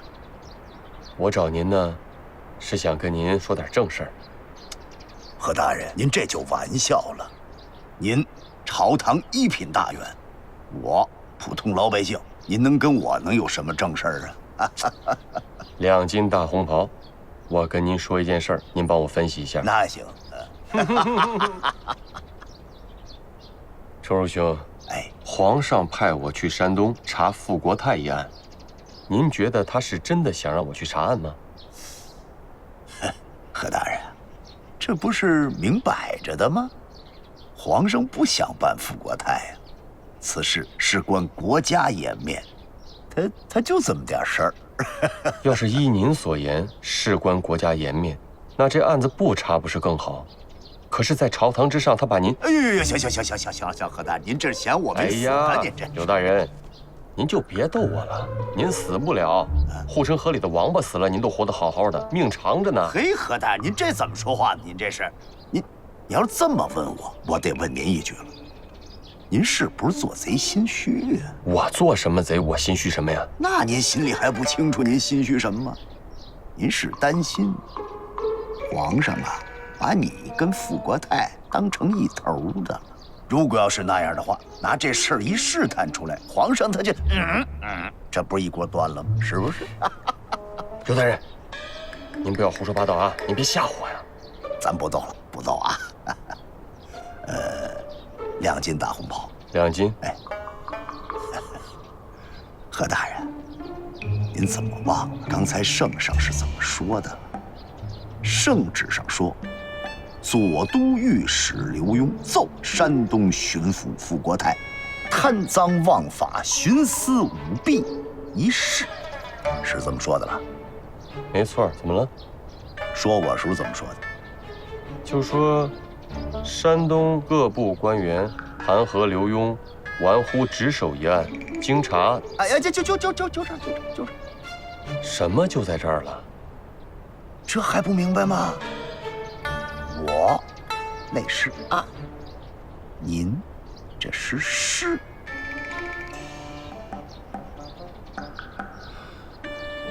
崇如兄的意思是，皇上派我去山东只是平事儿，不是查案。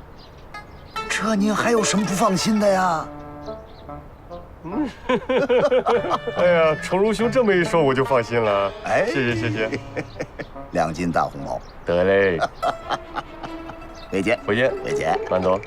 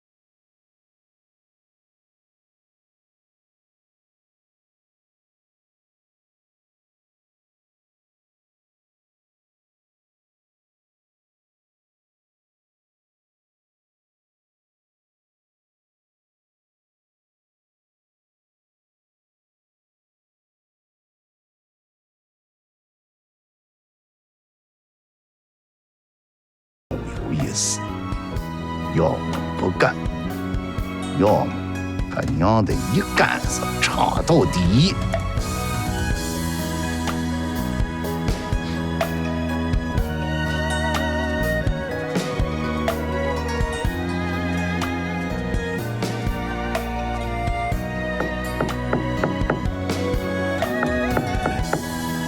今儿啊，这是好木头。不是好木头，夫人说了，用好木头太浪费了，这只是个摆设。我觉着还可以的，这个啊，这个不好。小人啊，老爷百年之后，如果真有那么一天，你就给老爷来这么一副，这个我看就可以。老爷啊，你别说那么丧气的话。这有什么？今儿啊，给我搬个凳子。哦。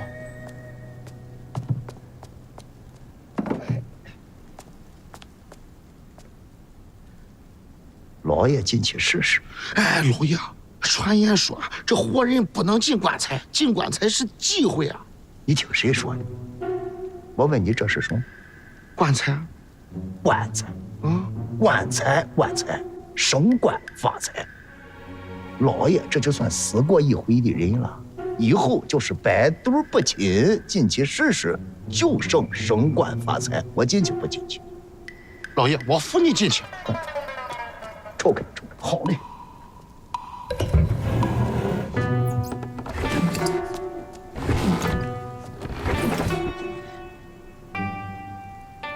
还挺好。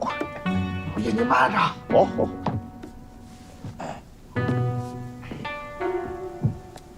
老爷，六王爷来了。请啊。仙儿啊。明白了，老爷。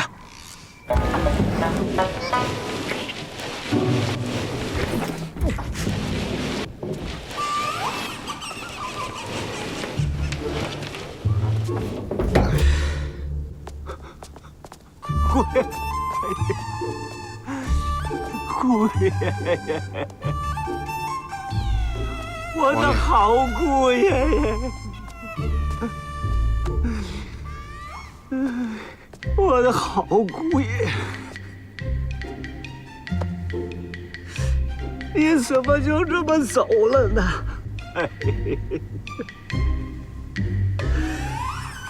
你在满朝文武里可是个大忠臣啊！你这一走，奸臣当道，这皇上可怎么办呐？我闺女可怎么办？这不是守寡了吗？哎，你说我也是托大了。我这个时候，我看什么鸟？我的姑爷呀，我一直把你当成我的亲儿子呀！姑爷呀，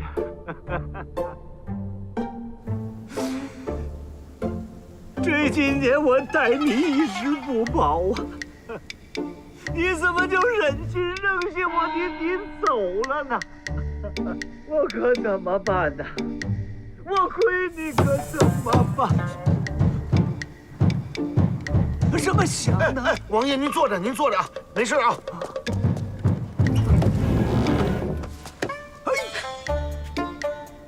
岳丈大人，说得好啊！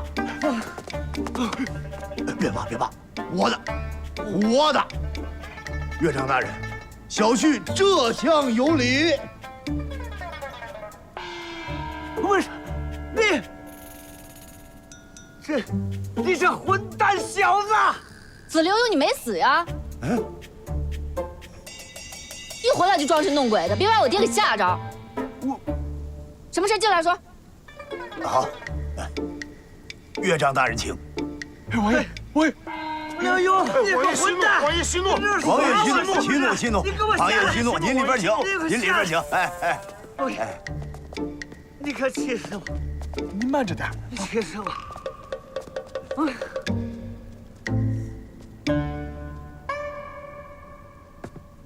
岳丈大人千万不要生气，我这人跟您逗着玩呢，玩笑开过了。您喝茶，您喝茶。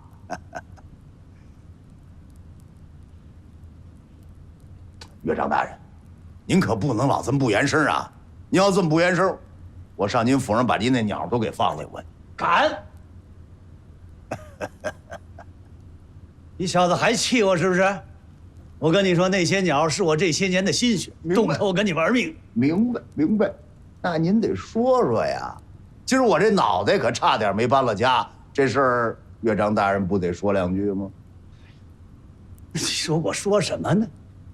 你当时怎么想就怎么说呗。那我没怎么想，我怎么说呀？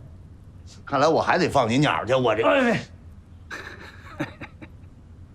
走走走，听我跟你说啊，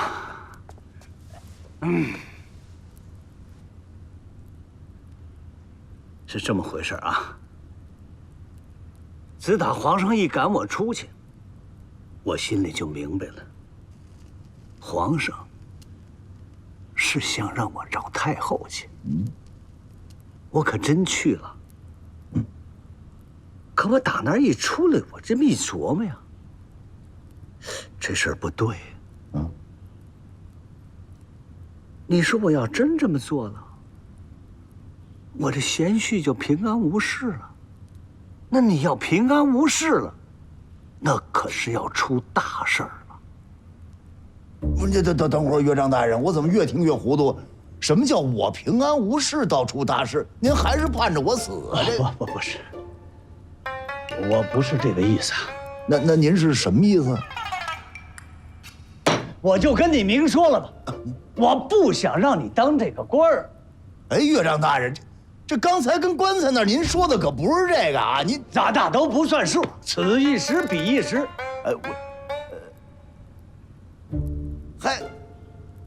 哎呀，你说人家当官啊，人吃香的喝辣的，你当官，吃我的喝我，行，吃我的喝我的，那我养得起你，谁让你是我姑爷呢？我也不能眼瞅着我闺女，那跟你遭罪受苦，是不是？是。可是咱不能顶撞皇上。那皇上是谁？真龙天子，九五之尊呢，一句话能灭你九族啊！我知道你心里怎么打算的，啊？你到山东调查富国点，那动静太大了，搞得是满城风雨，尽人皆知。那人家有防备了。那老话怎么说？啊，猫抓刺猬，你当时是下不了爪了，是不是？可你小子精啊，一计不成又生一计。你回到京城，你气皇上，让皇上诚心定你的罪，哎，你再把我给搬出来，让我去向太后求情。你再说什么？我不再调查了。嘿，这么一来，你左都御史这官儿还保住了，你说你可多精啊！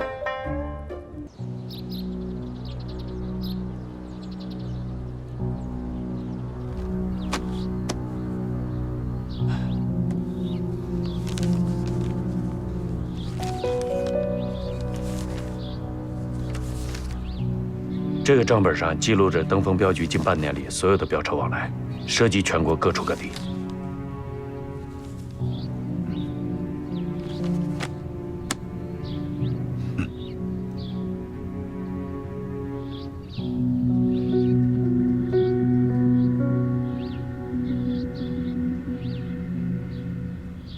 秦捕头，有话说呀，说，别憋着。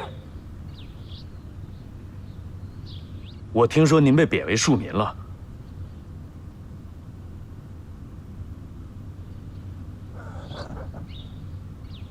哎，这都是拜我那个糊涂的老岳丈所赐啊。那怎么办呢？虽然不在意料之内，但倒帮了我个大忙，去掉所有束缚，甩开膀子，大干。您还准备大干啊？该怎么查怎么查呀。可是还怎么？没有可是，只管王法，不管人情。为难啊，为难的是皇上的事儿，我管不着。我就管知道山东的父老乡亲还在水深火热之中。你贪，贪就要付出代价。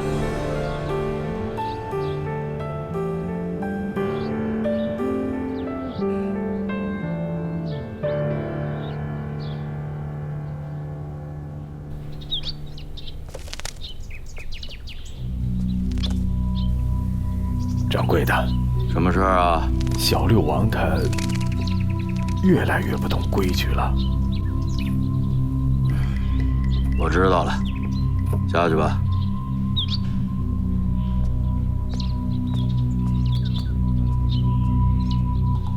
老爷，老爷，老爷！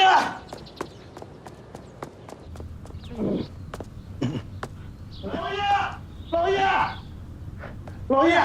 哎呀，皇宫里今天出大事了，老爷！什么慌？出什么大事了？皇上把国亲王给拿下了。什么？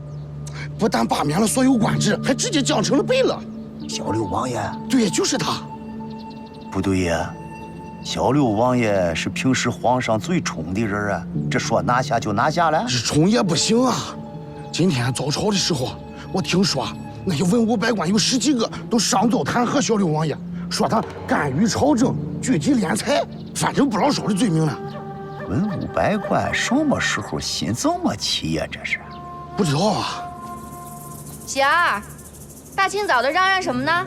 啊，夫人，夫人，我跟你说一件大事啊！皇上把小六王爷给拿下了，不但罢免了官职，还直接降成了北了。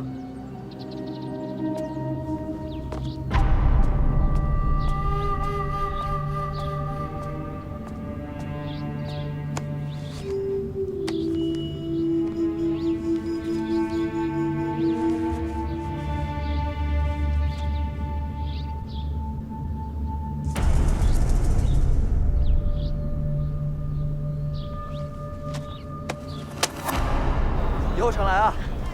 好。这登州运来的银两，就放到这么小的钱庄啊？这只是其中一家。那未免也太不谨慎了吧？妹妹，你有所不知，这永盛钱庄虽小啊，可却是京城的老字号，而且只此一家，别无分号，只供京人所用。还有这样的钱庄啊？这可是京城哦。哎。出来了，出来了！走，吃碗面去。哎，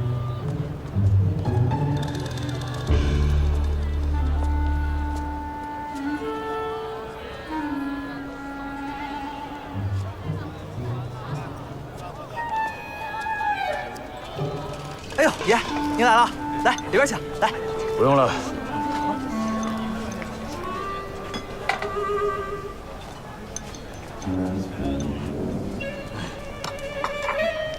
吃着呢。啊。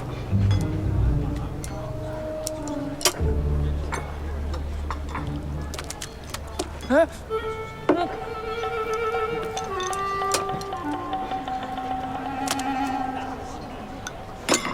娘的，找抽啊你！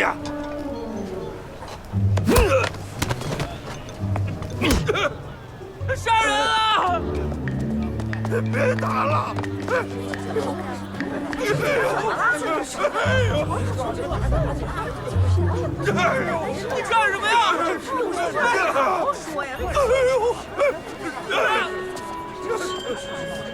别打了！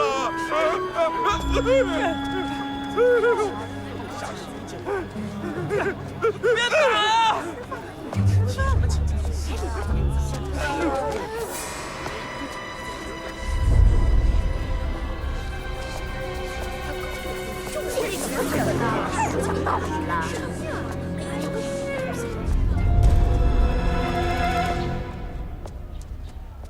掌柜的。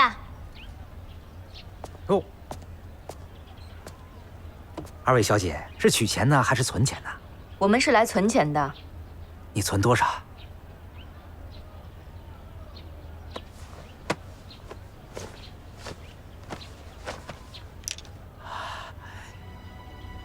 金子。把这些都换成银票。好嘞，好嘞，好嘞，好嘞。账房，账房，掌柜的，掌柜的啊，不好了，账房先生被人打了。账房怎么还被人打了呢？哎呀，我也不知道，我们刚才去吃面，莫名其妙就被人给打了。还存不存了？哎，能存，能存，能存。赶快把账房送去医馆，然后报官。快去啊！哎，我这就去。哎呀，对不住二位小姐，刚才你们也看到了，我们这账房被人打了。那你这生意到底做不做啊？做。堂堂一个永盛钱庄，不会不给存金子吧？哎，能存能存，只不过呢，要把这金子换成银票，这得先算一下。那就算算吧，该是多少是多少，我明儿还来存呢。哎，好嘞。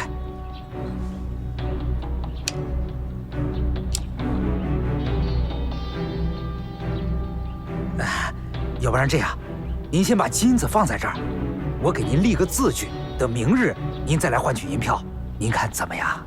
啊？怎么这么麻烦呀？写就写吧。哎，得嘞，那您稍等。啊。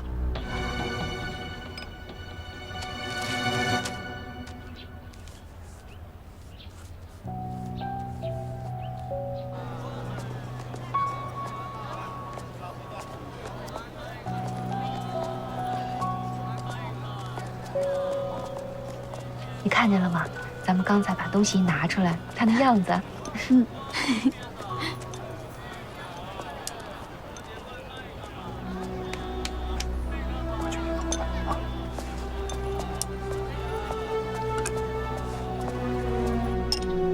什么？刘墉设计将永盛钱庄的账房先生给弄走了？是的。哎，他怎么又盯上永盛钱庄了呢？国泰不是说他在山东的时候，所有的线索都被掐断了吗？国璋大人，要不您给国舅爷去一封书信，让他好好的查查，到底是哪个环节出现了纰漏。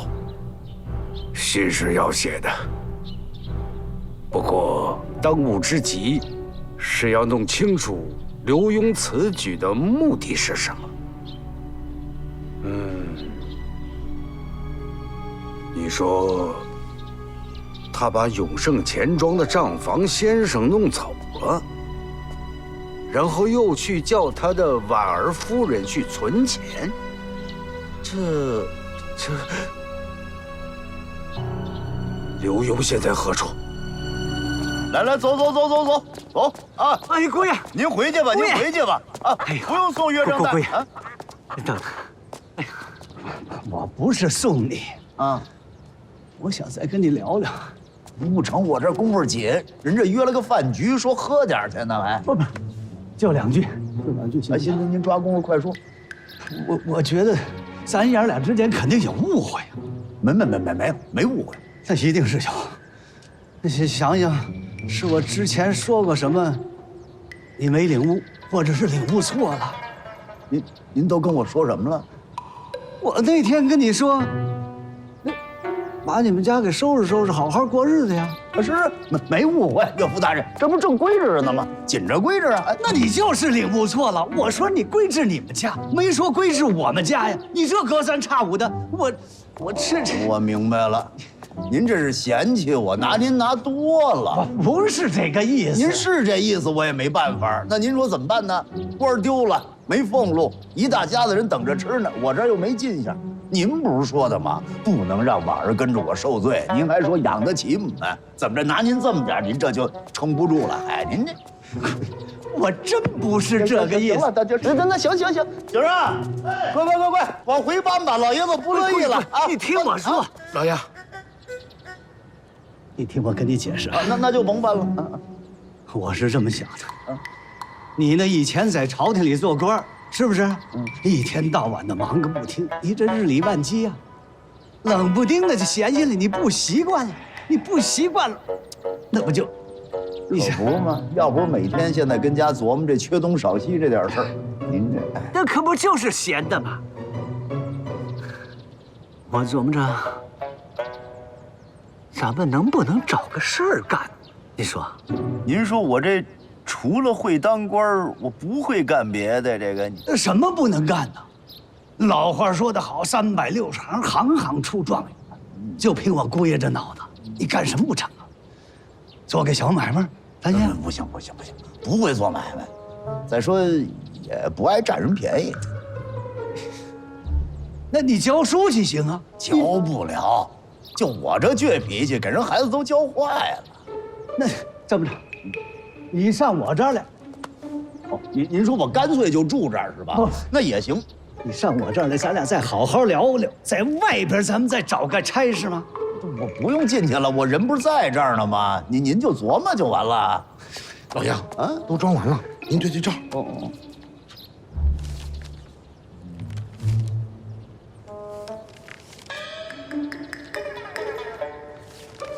顾源，你当个账房先生行吗？哎，这成，这我干得了。那行了，顺子，你去街上扫听扫听，看谁们家缺账房先生，快！哎，六王爷，刚刚我们来的时候，我好像看到永盛钱庄正在找这个账房先生。永盛钱庄，有这事啊？有啊。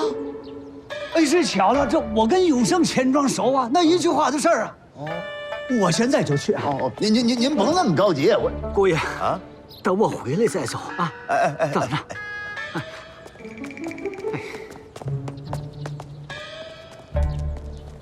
愣着干什么？把东西拉走。好嘞，老爷。走。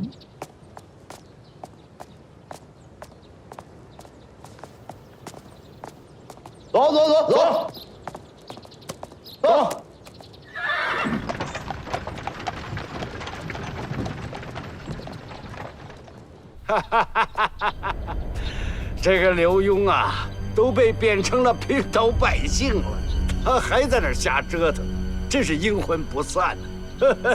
幸好国丈大人有先见之明啊！哎，我没什么先见之明。这孙子，忒不是东西了，他太不讲究。现在六王爷肯定到永盛钱庄了。估计啊，他在那儿啊吃闭门羹呢。国丈大人，进来说话。禀国丈大人，六王爷求见。谁？六王爷。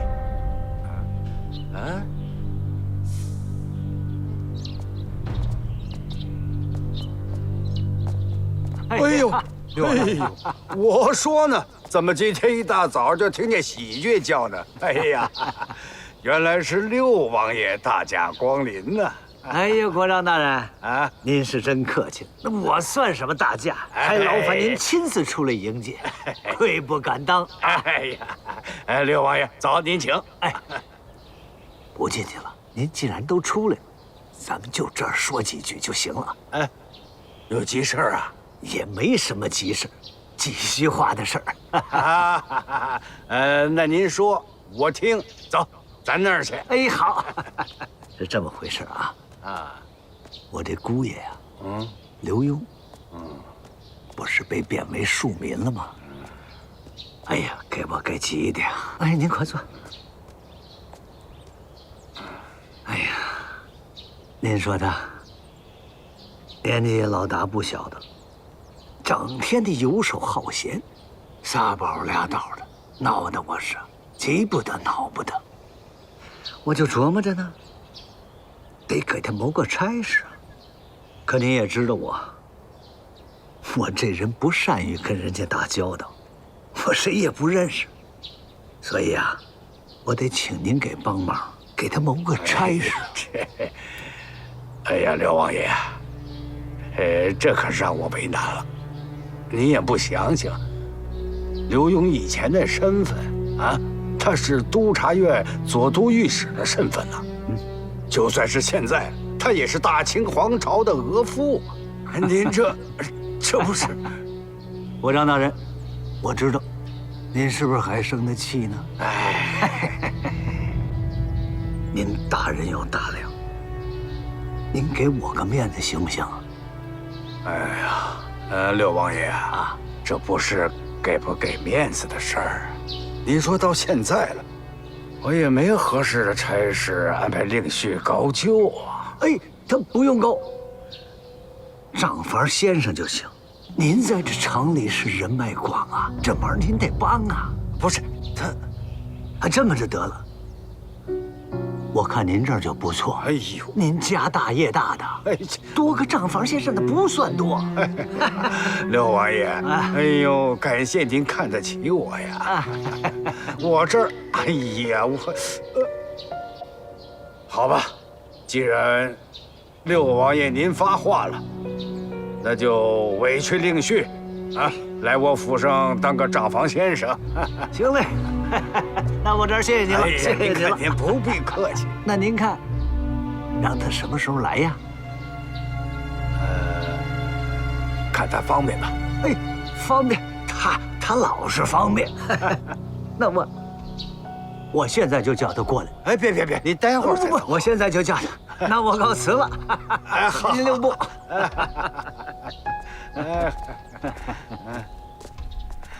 六王爷慢走。哎，好。哎，慢走啊！哎，回去。哎，国丈大人，这六王爷葫芦里卖的什么药啊？卖的什么药？聪明药。聪明药。哎呀，你看啊，哎呦，现在看来呀，我平时是小看了六王爷呀。别看他平常稀里糊涂的，可到了节骨眼上，他可是非常的精明。他知道刘墉对于我儿子国泰这事儿绝不会善罢甘休，他也知道我也不会坐在那儿坐以待毙啊，听之任之。所以，他把刘墉送过来，一来呢，他想叫我监视刘墉，也断了他的念想；二来，他也表示了六王爷的立场。你说，他聪明不聪明？这么说，六王爷还是很识时务的。你别看他平常与世无争的样子，他不在乎这些，他最主要的是保护刘墉。哎，可怜天下父母心呐！国丈大人，那刘墉能来吗？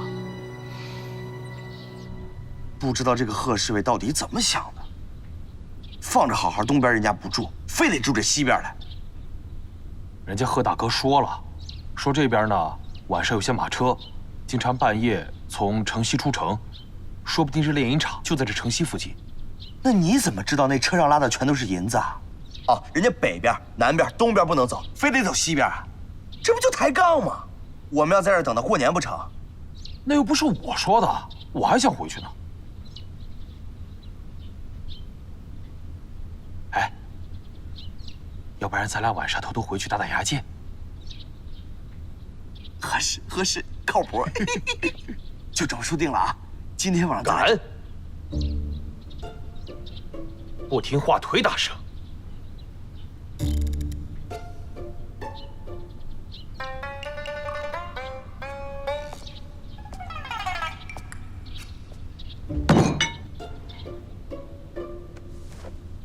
这刚才是谁张罗着要回兵满楼啊？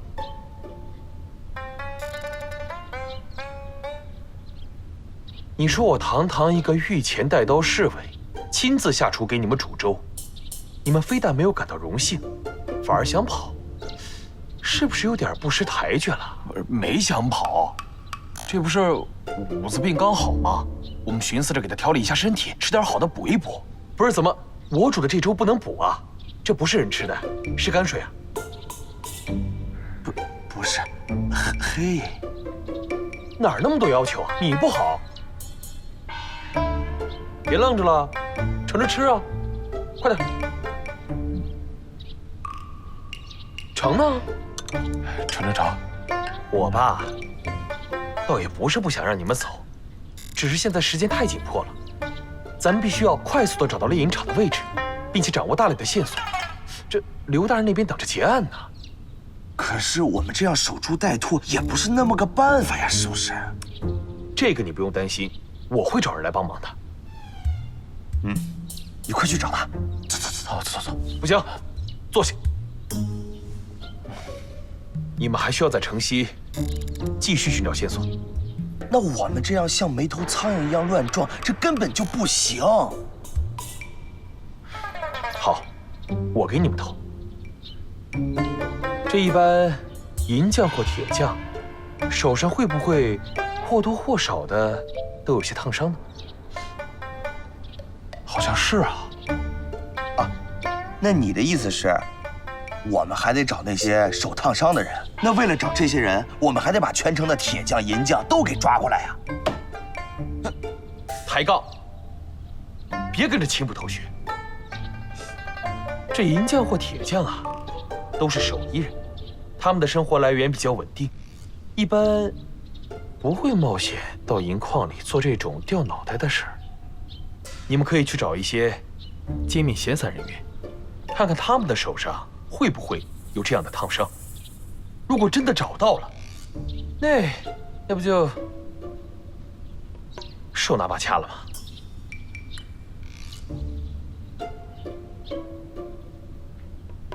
行了，快吃吧，吃完干活。我帮你尝。这还差不多。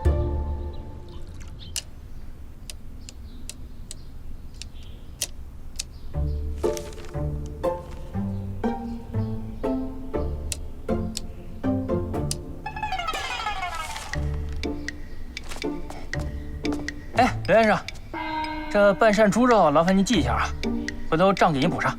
知道了。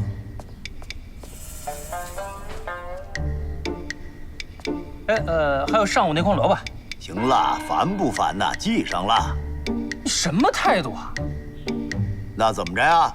我跟你还怎么说话呀？站起来给你磕一个，怎么着？不是你，什么人呢你？你说什么人呢？你再这么说，我不伺候了我。不可理喻。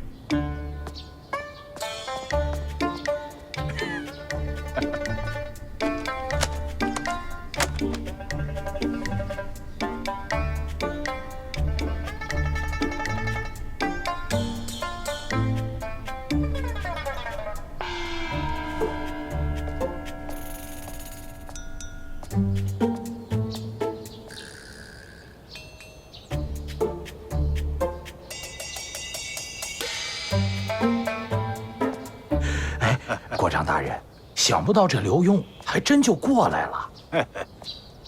这就叫骑虎难下，不得不来。为什么呀？你想啊，他那个靠山六王爷来找到我了，他总得有个交代吧，要不然就会暴露他真实的目的。到时候别说我不容他，就连六王爷也会跟他翻脸的。哦，原来如此。那刘墉岂不是偷鸡不成蚀把米，聪明反被聪明误吗？这就叫哑巴吃黄连，有苦说不出啊！哎，除了永盛钱庄之外的那些钱庄的账房都安排好了吗？安排好了，都是咱们自己人。好，好，我相信柳英绝对不会善罢甘休的。哎，小心驶得万年船呐！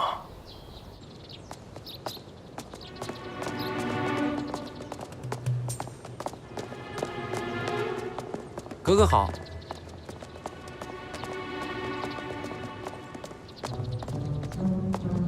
哟，格格回来了，奴才给格格让开。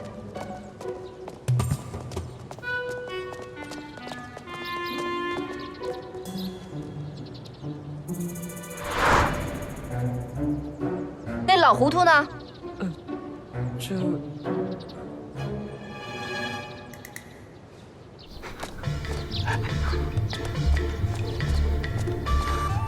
顺子跟上点行不行啊？你这身子骨还不如我呢。交给你我是真不放心。咱歇会儿吧。谁成想这鸟它还挺重。歇什么歇呀？婉儿要是跟上来，我这鸟就完了。哎，王爷，姑爷想去那永盛钱庄当那个账房先生，您就帮他言语一声呗。您何苦？你懂个屁！看着鸟吧。六王爷啊！哟，六王爷！哎呦，我操！六王爷，我这正找您呢，出事儿了，出大事儿了！出什么事了？我这也跟您说不清楚，我带您去看看吧。啊，走走走！哎，我说你可别吓唬我。哎呀，又出什么事了？您别急，到了您就知道了。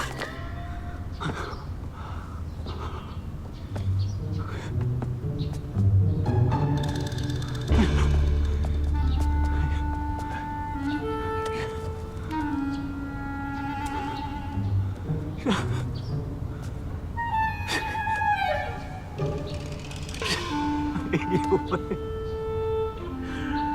这哪孙子干的呀？这是啊！我说你们这是怎么给我看的呀？混蛋东西！那再买一点鸟拿回来呀？它不好买呀！它怎么就不好买了？那个地方，它特别。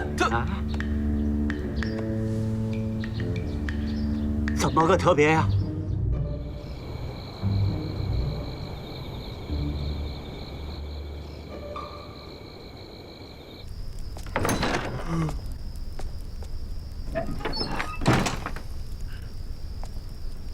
这新来的上个茅房怎么找不着了？是不是走丢了？估计那孙子呀是找不回来喽。我看也是，一个乡下来的土包子，竟然敢半夜出去，真当咱这永盛钱庄的大院是他们家的打谷场呢？这要是让巡院的逮着，少不了一顿毒打。哎，一会儿我们听声就成了。你们几个能不能善良点？人家就是一打杂的伙计，说不定啊，咱这以后还得跟人家一起干活呢。一起干个屁！要不是王丈夫被人打了，得抽人手过去照顾，钱庄缺人，正好这小子过来找差事，掌柜的才临时收留了他。等王账房的生意好，甭说他了，账房先生都得滚蛋。这能吗？这有啥不可能的？你还不了解掌柜的吗？那就是一个……哎，你怎么才回来？对不住啊，我刚没找着房间。赶紧睡吧。啊，哎，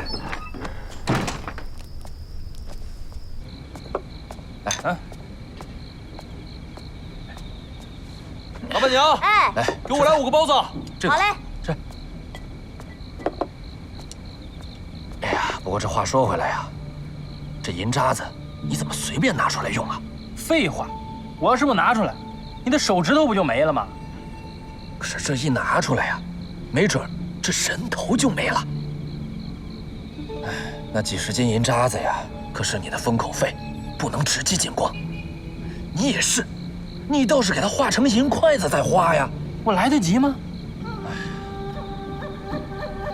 我明天呢，就要随着炼银厂的押银车进京了，这一时半会儿是回不来了，你自己小心点啊。哎，有多少银子呀？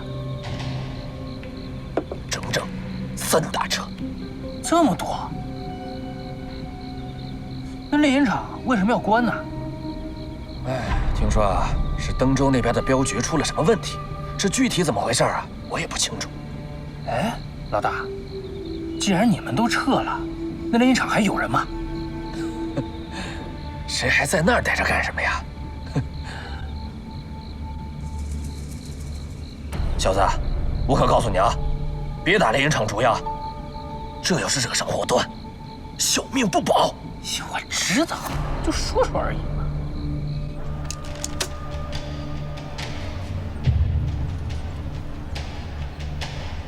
看什么看啊？看不懂字啊？啊，对不住。哦，是您呐，掌柜的早就交代过了，说您今日啊。今日我就取走。啊？啊什么啊？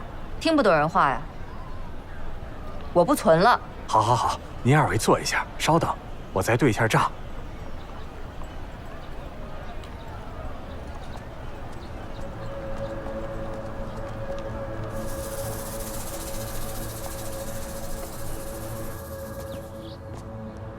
刘墉主动撤了这个永盛钱庄的差事，我总感觉着有什么不对劲儿国丈大人，刘墉会不会是知难而退了呀？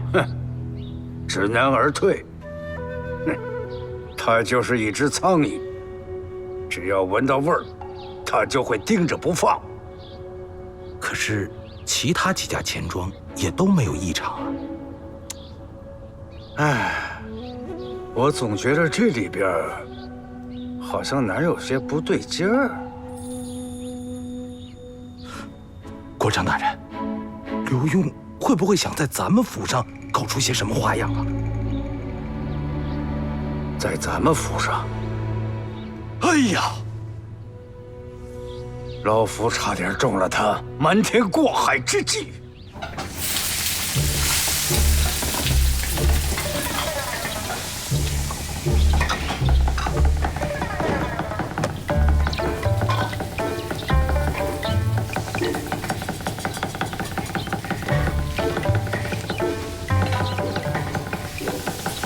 哟，刘先生，您怎么上这儿来了？啊，我那完事儿了，过来溜达溜达，随便看看。哼，看归看，别偷吃啊！哎，我怎么这么缺嘴呀？我不缺就成，那你随便看，我忙活去了啊。哎，我说，今儿什么日子呀？今儿初九呗。初九有什么说头吗？初九能有什么说头？那没说头，怎么能这么些好菜这？你说这些啊？今天国丈大人请客。哦，请谁啊？这我哪知道？咱们这个院的人呢，可不让随便去前边瞎晃。哎，话没说完呢。我说刘先生，我那还烧着火呢，咱有什么事儿，等我忙活完了慢慢说，行吗？不成，有的事现在得问清楚了。你跟我耍横怎么地？我招你了还是怎么着？你还真招我了。不是你的账不对。账怎么会不对呢？刘先生，我在这国丈府当厨子可不是1天2天了，你可别瞎说。我管你几天了呀？你的账就是不对。这账没有不对啊。刘先生，咱借一步说话。哦。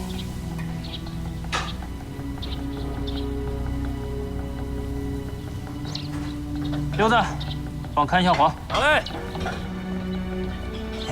刘先生，那个您要有什么话呀，您但妨直说，行吗？不是，你今儿上午那菜钱就是对不上，是吗？啊，差多少？2大子儿。我说就2大子儿，您至于吗？睁一只眼闭一只眼就过去了。那哪成啊？这不是闭眼这么简单，那钱丢哪儿去了，我得知道啊。丢哪儿了？这又不是你的钱，我管这个呀。你这么着吧，2大子儿，我给您补上，您看成吗？那不成，我得知道钱奔哪儿了，我得好往上回话呀。你管他钱奔哪儿了，我给你补上不就完了吗？不成，你得告诉我这钱奔哪儿了。这样吧，我给您3个大字儿。3大字儿啊？那多一个按怎么办？多一个是你的。哦，不合适，那你不是亏了吗？我亏，我认。你不上报就撤。不行，你这拉家带口过日子，让你亏了也不合适。这么，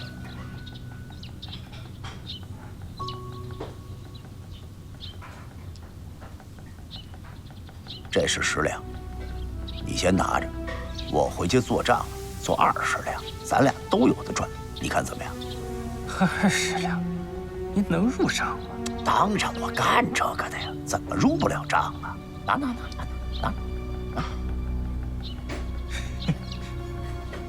刘先生，仗义。放心，没事儿。哎，有个条件。什么条件？以后国丈大人请谁，你都得给我打听清楚了。你打听这个干嘛呀？你糊涂啊你！知道国丈请谁，这账上才好做手脚啊。换句话说，国丈请的官越大，吃得越好，吃得越好，买的越多。你买这，你明白吧？明白了。先生高见。靠山吃山，靠水吃水，可有一样啊，就咱俩知道，不能告诉别人。那当然了，我又不傻。不傻，行啊，就这么着。成。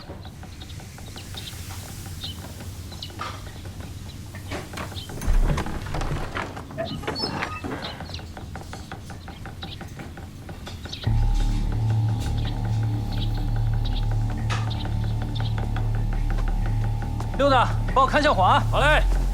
让开！让开！让开！让开！怎么这是？官爷，怎么回事啊？谁是你们掌柜的？掌柜的。哎，官爷，是我说。官爷，怎么着了？有人举报你们聚众谋反啊！兄弟们，走！是。这怎么可能呢？不可能啊！这我们都是……甭跟我废话，都给我搜仔细点！让开！让开！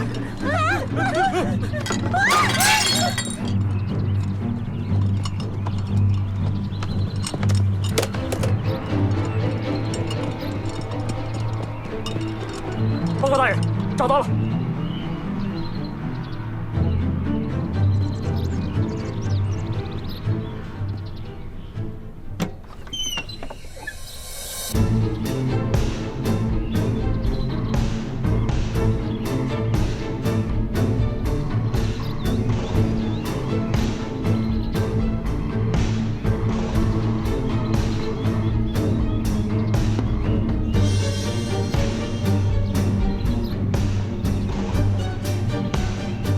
给我带走！走！冤枉！草民冤枉！草民冤枉！这饭食不是我写的！冤枉啊！走，走！冤枉！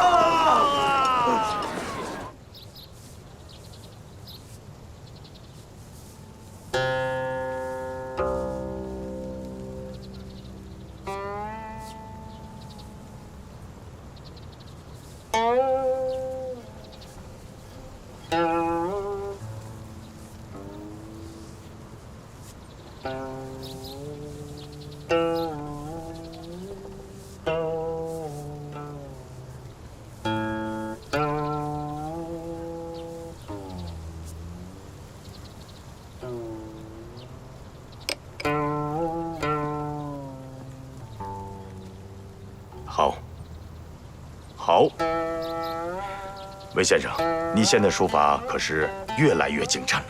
谢皇上褒奖，佩服，佩服。朕的印章拿来。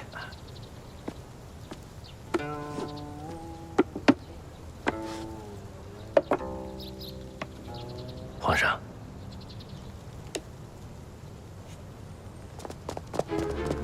启禀皇上。皇上，微臣救驾来迟，来呀，将罪臣魏仪拿下。是。魏仪，这小人身份合法，求皇上明察。刘墉，你搞什么鬼啊？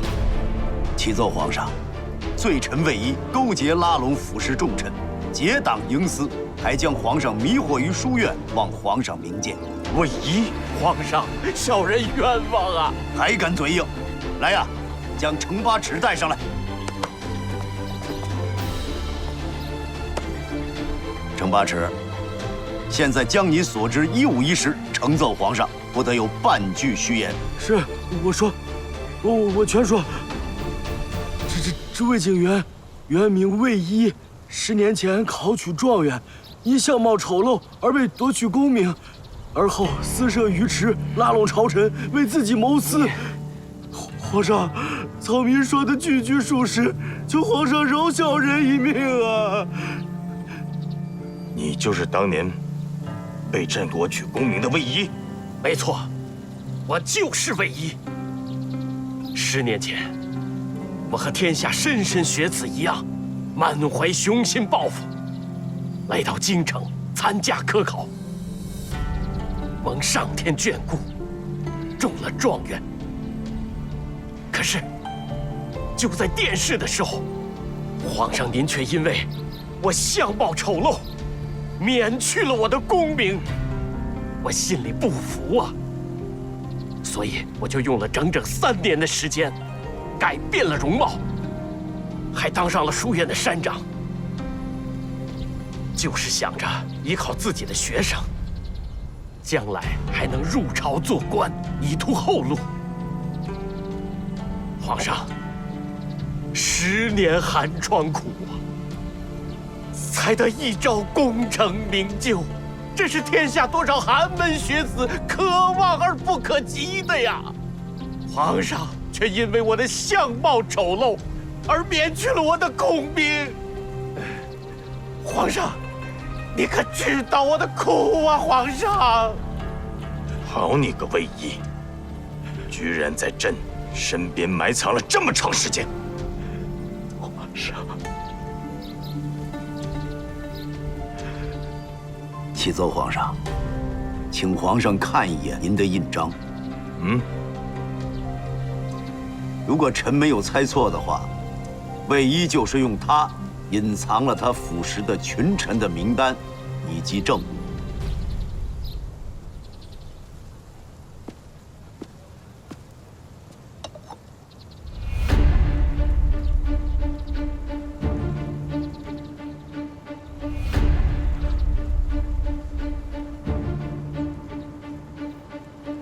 傅国泰居然把名单偷走了！